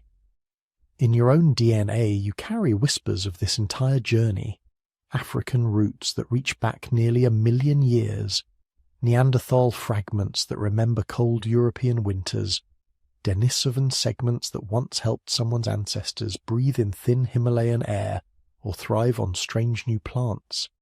A genetic patchwork sewn together by migrations, meetings, and choices made around ancient campfires. Out of Africa wasn't just a geographic expansion. It was the moment when all these threads started to weave into a global tapestry. When a species forged in crisis began to fill every continent, testing the limits of its adaptability. The world would never be the same again, and neither would we. So what does any of this have to do with you, lying in bed, listening to a story about people who lived almost 1 million years ago? More than you might think. Because that ancient crisis, that near-extinction moment, didn't just shape our ancestors out there on the savannah. It shaped you, right now, down to the smallest details of your biology. Every cell in your body is a museum exhibit from that time. Your immune system, your brain chemistry, even the way you respond to stress. They all carry echoes of the bottleneck. One of the strangest consequences of almost going extinct is something geneticists call low genetic diversity. Compared to other mammals, humans are weirdly similar to each other at the DNA level. Take 2 chimpanzees from opposite sides of Africa. Their DNA will usually be more different from each other than yours is from someone living on the other side of the planet. In genetic terms, all 8 billion of us are like one very large, very extended family. That's the fingerprint of the bottleneck. When a population shrinks to just a tiny number of survivors, almost all the rare gene variants get lost. It's like shuffling a deck of cards and then burning half the suits. When the population finally grows again, it's rebuilding from whatever cards were left in that tiny deck. The result? Most humans today share a surprisingly similar genetic toolkit. But that similarity is a double-edged sword. On the one hand, low diversity can make us vulnerable. If a new disease appears that happens to exploit a common weakness in our immune systems, it can sweep through the whole species much more easily. There just isn't as much built-in variation for natural selection to work with. You can see faint hints of this in the way pandemics behave. A virus like influenza or COVID-19 can spread incredibly fast through human populations because we're biologically similar enough that the same strategies work on most of us. There are differences, of course. Some people get very sick, others barely notice. But for a global species, our range of responses is still quite narrow. Low diversity also means that certain genetic disorders can become widespread, simply because the few survivors of an ancient crisis happen to carry them. They weren't selected because they were good or bad. They were just there, in the right people at the right time. And when those people became the ancestors of everyone, their quirks went global. This is where another idea from population genetics comes in, the founder effect. Imagine a small group breaks off from a larger population and starts a new community somewhere far away. Maybe they cross a strip of land, an ice bridge, a narrow sea. They carry with them only a tiny slice of the genetic variation from their home population. Whatever traits happen to be common in that little group, even by chance, can become common in all their descendants. You can see founder effects today in much smaller stories that echo the big one. Some isolated communities, like the Amish in North America or certain island populations, have unusually high rates of specific genetic diseases. Not because anyone did anything wrong, but because one or two of the original founders carried a rare mutation. When they had children, and their children had children, that rare gene quietly spread through a growing web of descendants. Over centuries, what was once a 1 in a million mutation can become common in a town, or a valley, or an island. Now take that idea and scale it up to the entire species. The ancient Bottleneck acted like the ultimate founder event. Instead of a village founded by a few families, you had the future of humanity founded by maybe 1,280 breeding individuals. Every quirk in their DNA had a chance to spread across the entire planet. Some of these quirks were life-saving, variants that helped handle stress, resist infection, or think just a little more clearly under pressure. Others were neutral or even harmful, but they slipped through because natural selection is never perfect, especially in tiny scattered groups. Genetic drift, random chance, plays a huge role when populations are that small. Over hundreds of thousands of years, these chance events carved deep patterns into our DNA. Today, population geneticists can read those patterns like a travel diary written in molecules. They look at how similar or different people's genomes are in different regions and reconstruct ancient journeys. They can see where groups split, where they met again, where they interbred. They can tell with surprising precision when a population passed through its own smaller bottleneck, when it expanded, when it migrated, the migrations out of Africa, the spread into Europe and Asia, the crossing into the Americas, the peopling of tiny Pacific islands. All of it has left a faint but readable trace in our genes.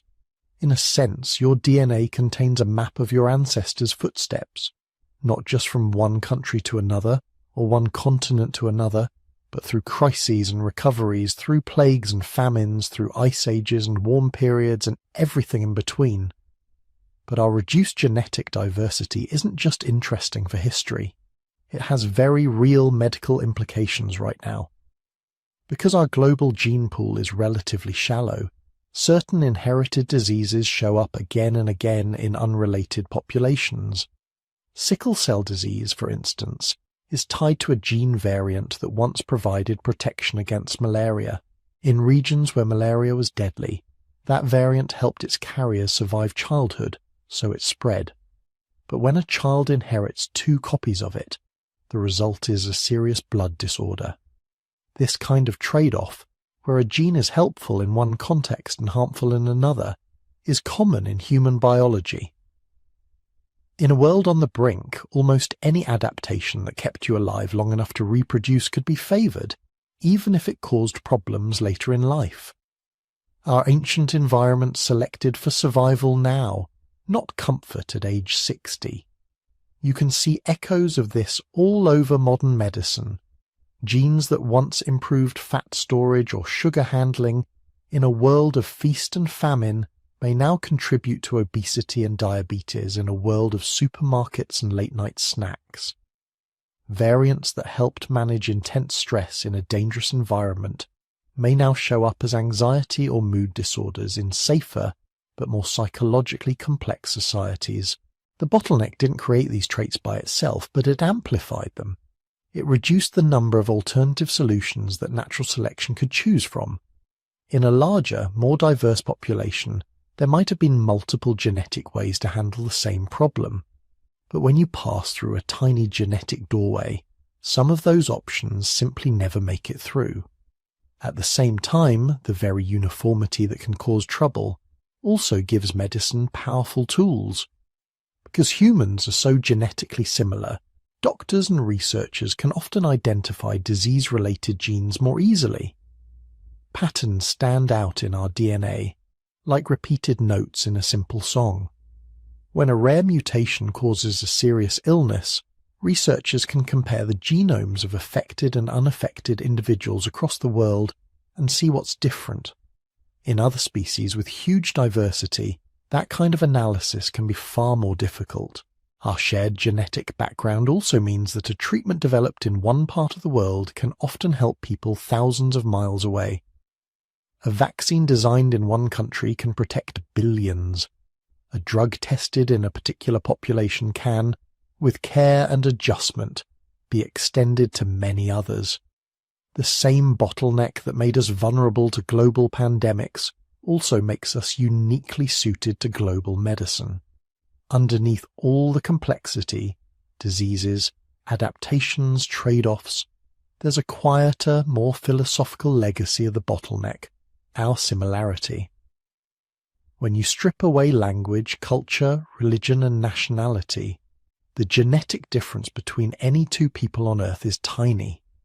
On average, you and a stranger on the other side of the planet are more genetically alike than two chimpanzees living in the same forest.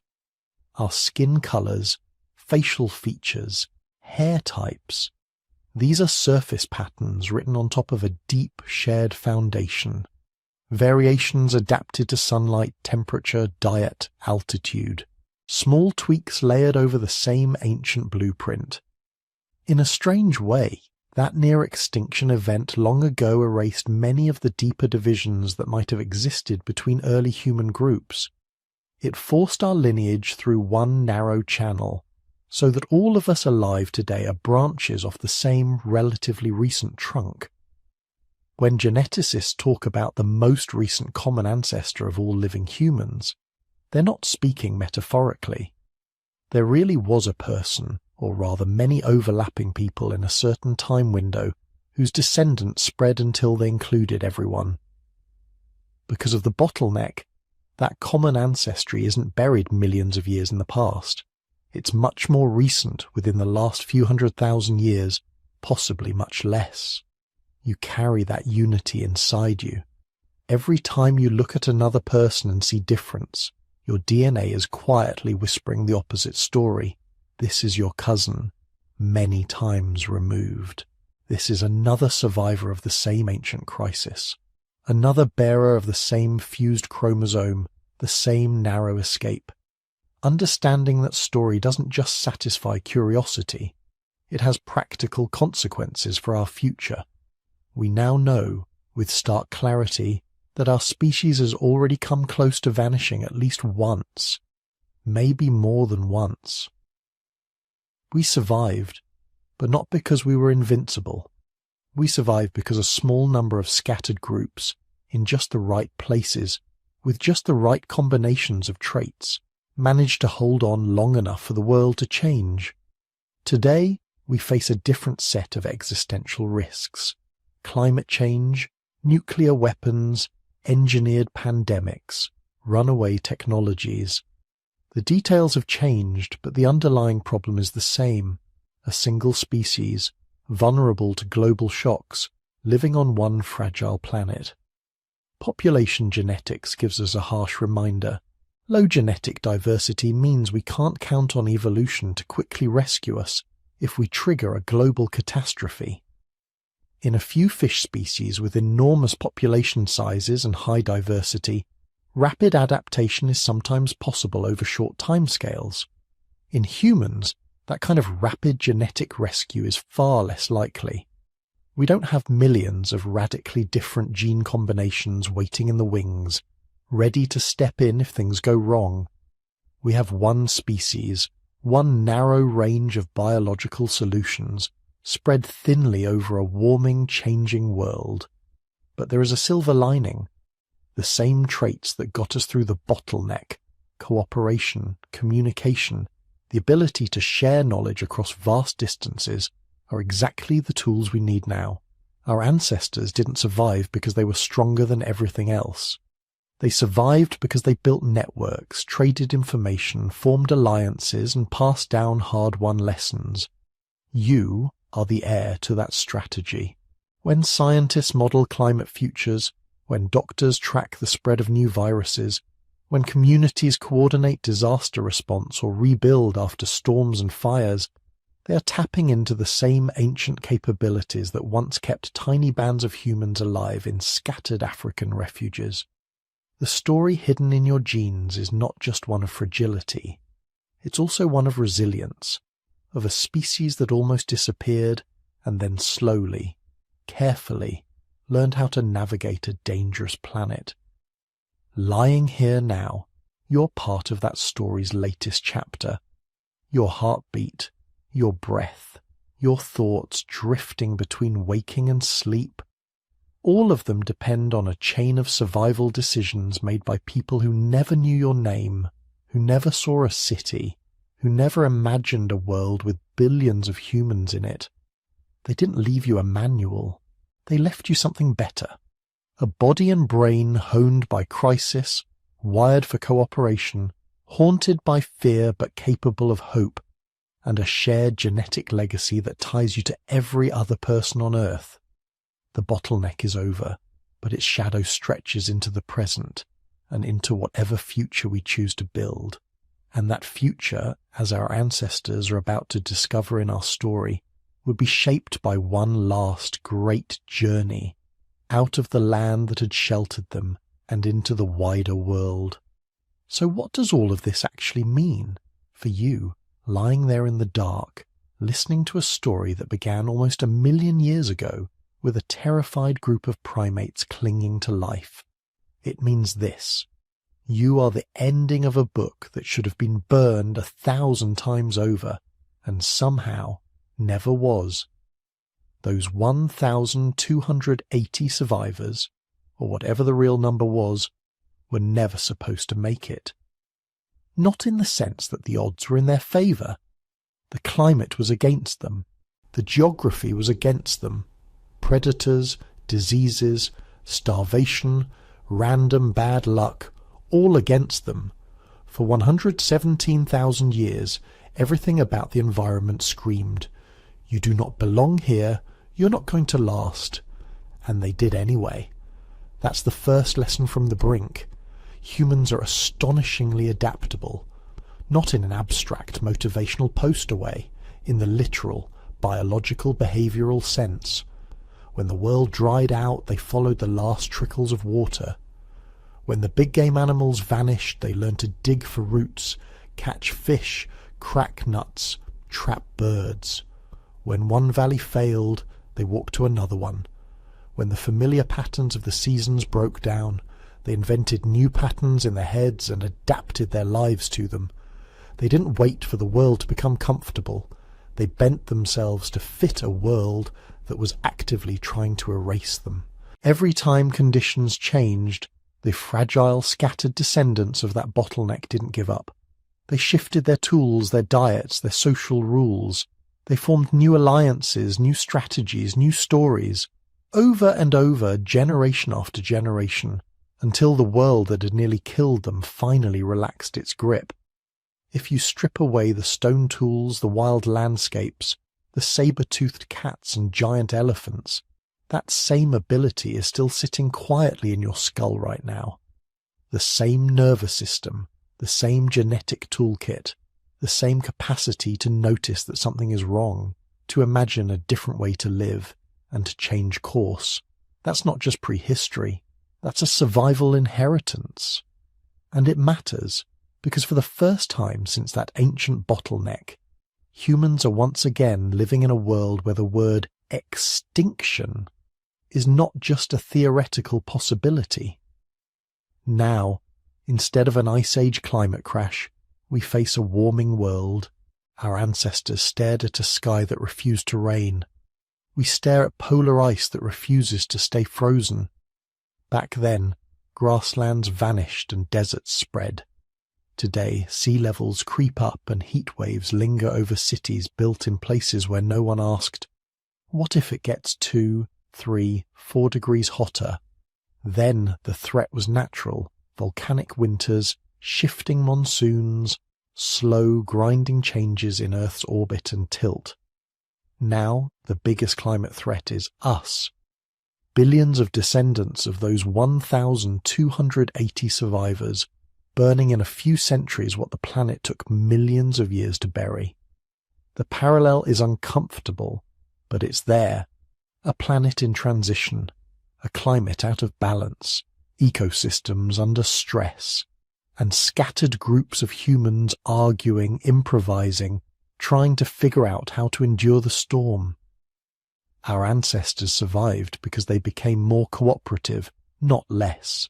They built networks, shared knowledge, traded tools, exchanged mates across long distances, stitched together a meta-population that could survive local collapses. Today, there are 8 billion of us, not 800 or 8,000. And whether we like it or not, we're also a kind of global meta-population. Cities, nations, cultures, rising, falling, suffering disasters, recovering, while the species as a whole tries to hold itself together. Climate change is only one of the modern hammers. There are others, pandemics for instance. Our bottleneck ancestors would have known disease very well. Infections from wounds, parasites in water, epidemics that could rip through a tiny band and leave no one behind to remember them.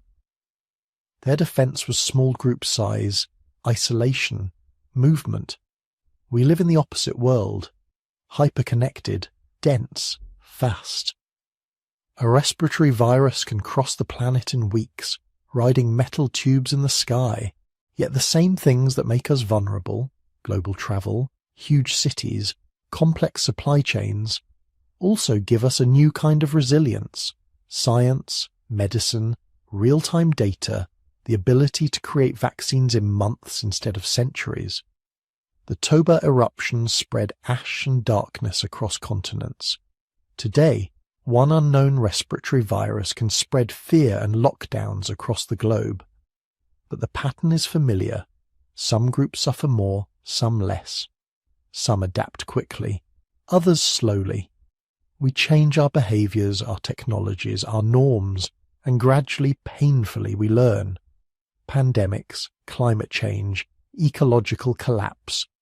These are the slow and middling threats. Hanging over them are the more cinematic ones.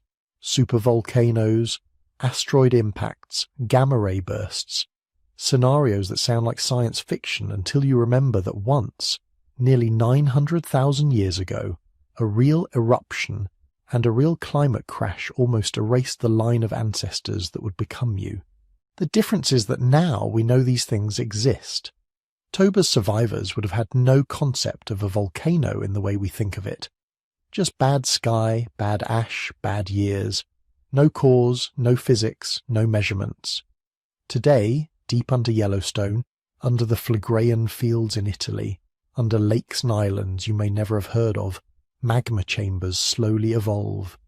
And above them, satellites track the slightest swelling of the ground.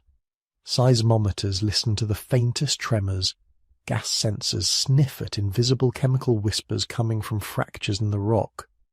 Geologists map ancient ash layers and calculate how often truly massive eruptions happen. Space agencies scan the skies for near-Earth asteroids. Climate scientists run models of what would happen if a major eruption injected sunlight-reflecting aerosols into the stratosphere again. We are, in a real sense, the first human generation whose species-wide memory extends not just back into the past, but forward into possible futures. We monitor the kinds of disasters that used to ambush us. We talk about preparedness not just for storms and floods, but for once-in-a-100,000-year events. Human existences now sit on two pillars. One is very old, the raw, flexible adaptability carved into us by the bottleneck, the ability to huddle, to move, to change, to try something new when the old strategies stop working. The other is very new, scientific knowledge, global communication, predictive power. Our ancestors had one pillar and it was just enough. We have two. Whether we use both of them wisely is still an open question, And woven through all of this grand planetary thinking is something quieter, more personal, the improbability of you. Imagine a line of ancestors stretching back through time, your parents, your grandparents, great-grandparents, on and on, doubling at each step, fanning out like branches of a tree until numbers stop making intuitive sense. Tens of thousands, hundreds of thousands, millions of people who all had to do the same simple, impossible thing. Stay alive long enough to have at least one child who also stayed alive.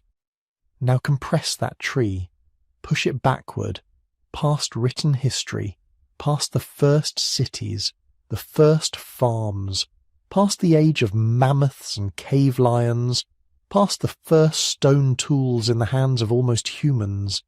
Keep going until you arrive at that narrow throat of time when the entire future of your lineage depends on a few groups of desperate, scattered primates who don't even know what a future is. Every single person alive today is the end point of a chain that passes through that bottleneck. There is no one on Earth whose ancestors simply walked around it. Every living human line squeezed through that same choke point. So when you think about the odds of your own existence, it isn't just the usual thought experiment about all the random meetings, all the chance events that brought your parents together. It's that plus the fact that your line survived a 117,000-year-long coin flip, where extinction was always a possible outcome. Your ancestors didn't have to dodge one disaster. They had to dodge hundreds of thousands of them in a row. Every drought that didn't wipe out your specific line, every predator that failed to catch the person who would someday become the parent of the parent of the parent of you, every bad winter where just enough food was found, every conflict in which your ancestor wasn't the one who died, every birth that was difficult but not quite fatal, every migration that succeeded instead of ending at the edge of an uncrossable canyon or an empty plain. When you trace it back that far, your existence begins to look less like a given and more like an impossibly long series of narrow escapes. If that realization feels heavy, it's because it is. There is a philosophical weight to being descended from such a small, resilient group. It means that your life is perched on top of a towering stack of survival stories, most of them unwritten, unremembered, carried only in your cells. But it also means something lighter, almost comforting. Fragility and resilience are not opposites. They coexist in the same species, in the same brain, in the same beating heart. Our species has been more than once a bad winter away from never existing. And yet the very fact that you're here, listening, means that in all of those bad winters, somebody found enough shelter, enough food, enough courage to keep going. When people talk about human vulnerability today, how exposed we are to climate change, pandemics, systems collapse, they are not wrong. We have built a civilization that is complex, interdependent, sometimes brittle. But underneath the highways, the data centers, the skyscrapers, the satellites, there is still the same animal that crawled through the bottleneck, the one that knows how to survive hard times. Remember, too, that global dominance, our current state with cities on every continent, with machines in orbit and footprints on the moon, was never guaranteed. It is a twist ending no one watching those few thousand survivors scatter across ancient Africa could have predicted. From the outside, they were just one more vulnerable primate clinging to marginal habitats. From the inside, they were something else, carriers of a peculiar combination of traits: cooperation, imagination, language, memory, honed in the tightest evolutionary vise our lineage had ever known. Those traits didn't just get us through. They multiplied. They built myths, tools, farms, cities, telescopes, laboratories. They turned stories told around smoky campfires into stories told through radio waves and fiber optic cables across oceans and entire planets. You are living in a world that exists only because that long-ago bottleneck didn't win. The human journey runs from a handful of scattered bands huddling under unstable skies to 8 billion descendants reshaping the planet itself. From the edge of extinction to, for now, the top of the food chain. The arc is almost absurd in its scale, and yet, lying there, drifting towards sleep, you carry all of it inside you. The fused chromosome from that ancient mutation. The neural wiring polished by 100,000 years of crisis. The language your ancestors slowly wove out of grunts, gestures, shared memories and dreams. We are not the first generation to face a dangerous world. We are simply the first to do it with the full knowledge of how close we once came to disappearing and how far we have come since. That knowledge is its own kind of wonder. Somewhere, under volcanoes and ice sheets and deep oceans, the Earth still holds the scars of the catastrophe that nearly erased us. In your body, your mind, your genes, you hold the proof that it didn't, from almost nothing to all of this. So, step back for a moment and trace the whole arc. We began with a planet in chaos, supervolcanoes, wild climate swings, seas rising and falling, ecosystems collapsing. Somewhere in that chaos, the human line is squeezed down to a few thousand breeding adults.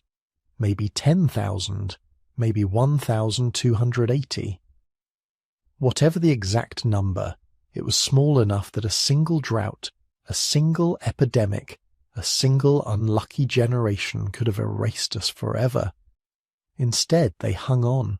Tiny bands scattered across a hostile Africa, huddling around fires in dry riverbeds, following shrinking herds across expanding deserts, trading stones, stories and genes across vast distances to keep their fragile metapopulation alive. Every child born into that world was a gamble. Every winter survived was a victory. From that razor's edge the story bends upward. Slowly at first, rains return, grasslands creep back, rivers wake up. The population begins to grow, not as one big tribe, but as branching lineages fanning out across continents. Those bottleneck survivors fracture into 3 paths: the ancestors of modern humans in Africa, Neanderthals in Europe and Western Asia, Denisovans spreading into the vastness of Asia and the Pacific. Each group experiments with a different way of being human, different bodies, different tools, different cultures. Yet all of them carry the same deep signature of the crisis, the fused chromosome, the reduced genetic diversity, the neural wiring tuned for problem-solving, cooperation and adaptation under stress. They meet, they compete, they sometimes kill each other, they sometimes fall in love, they exchange genes, ideas, and maybe even stories about a far-distant time when the human line nearly ended. And eventually one lineage, ours, crosses out of Africa for good. A few hundred people on a shoreline staring across a narrow stretch of water. When they cross, something quiet but irreversible happens. Within tens of thousands of years, their descendants are everywhere. In the Arctic night, in tropical forests, on high plateaus, on islands that can only be reached by boat. The grandchildren of near extinction become a species that blankets the planet. Which means this: every person you've ever met, every face you've ever seen, every language, every culture, every city lit up at night, all of it descends from that thin thread of survivors who refuse to break. You are part of that thread. You carry their story in every cell of your body. The fused chromosome they passed on is curled up right now in your DNA, quietly testifying that your ancestors walked through fire and did not disappear. Your ability to cooperate with strangers, to learn, to teach, to imagine futures that don't exist yet. That's not an accident. It's the result of 117,000 years of evolution under pressure, selecting for minds that could find solutions when there were no easy answers. So when life feels overwhelming, when the world feels unstable, remember the scale of what you come from. Your lineage has survived supervolcano winters, continent-wide droughts, predators, plagues, and the constant threat of simply not making it to the next generation. A bad week, a hard year, even a turbulent century sits inside a much longer story of persistence. You're the living continuation of perhaps 2,000 survivors who refuse to be the last chapter. As you drift towards sleep, you might picture them, a small circle of figures around a fire, sparks rising into a night sky crowded with unfamiliar stars. No cities, no steel, no writing, just the quiet murmur of voices, passing on knowledge that will ripple forward for nearly 1,000,000 years until it reaches you, listening now in a world they could never have imagined, but helped to create simply by staying alive. If this journey through deep time has kept you company tonight, you can gently let the details fade and hold on to the feeling instead. Gratitude, maybe, or a kind of quiet wonder that you exist at all, that out of all the possible timelines, you're in the one where humanity made it through. If you'd like more stories like this, more hidden chapters of our past told slowly for nights like this, you can tap like on this video or subscribe so you don't miss the next one. If you're awake enough, you can even leave a comment telling us where in the world you're listening from, adding one more point of light to that global web that began with a handful of scattered bands in ancient Africa. And if you feel called to support this project a little more, there's an optional channel membership here on YouTube. Totally up to you. Your presence, your time, your curiosity are already more than enough. For now, thank you for walking this long road with me, from the edge of extinction to the modern world, one quiet minute at a time. Rest well, descendant of survivors. The torch they carried is in your hands now.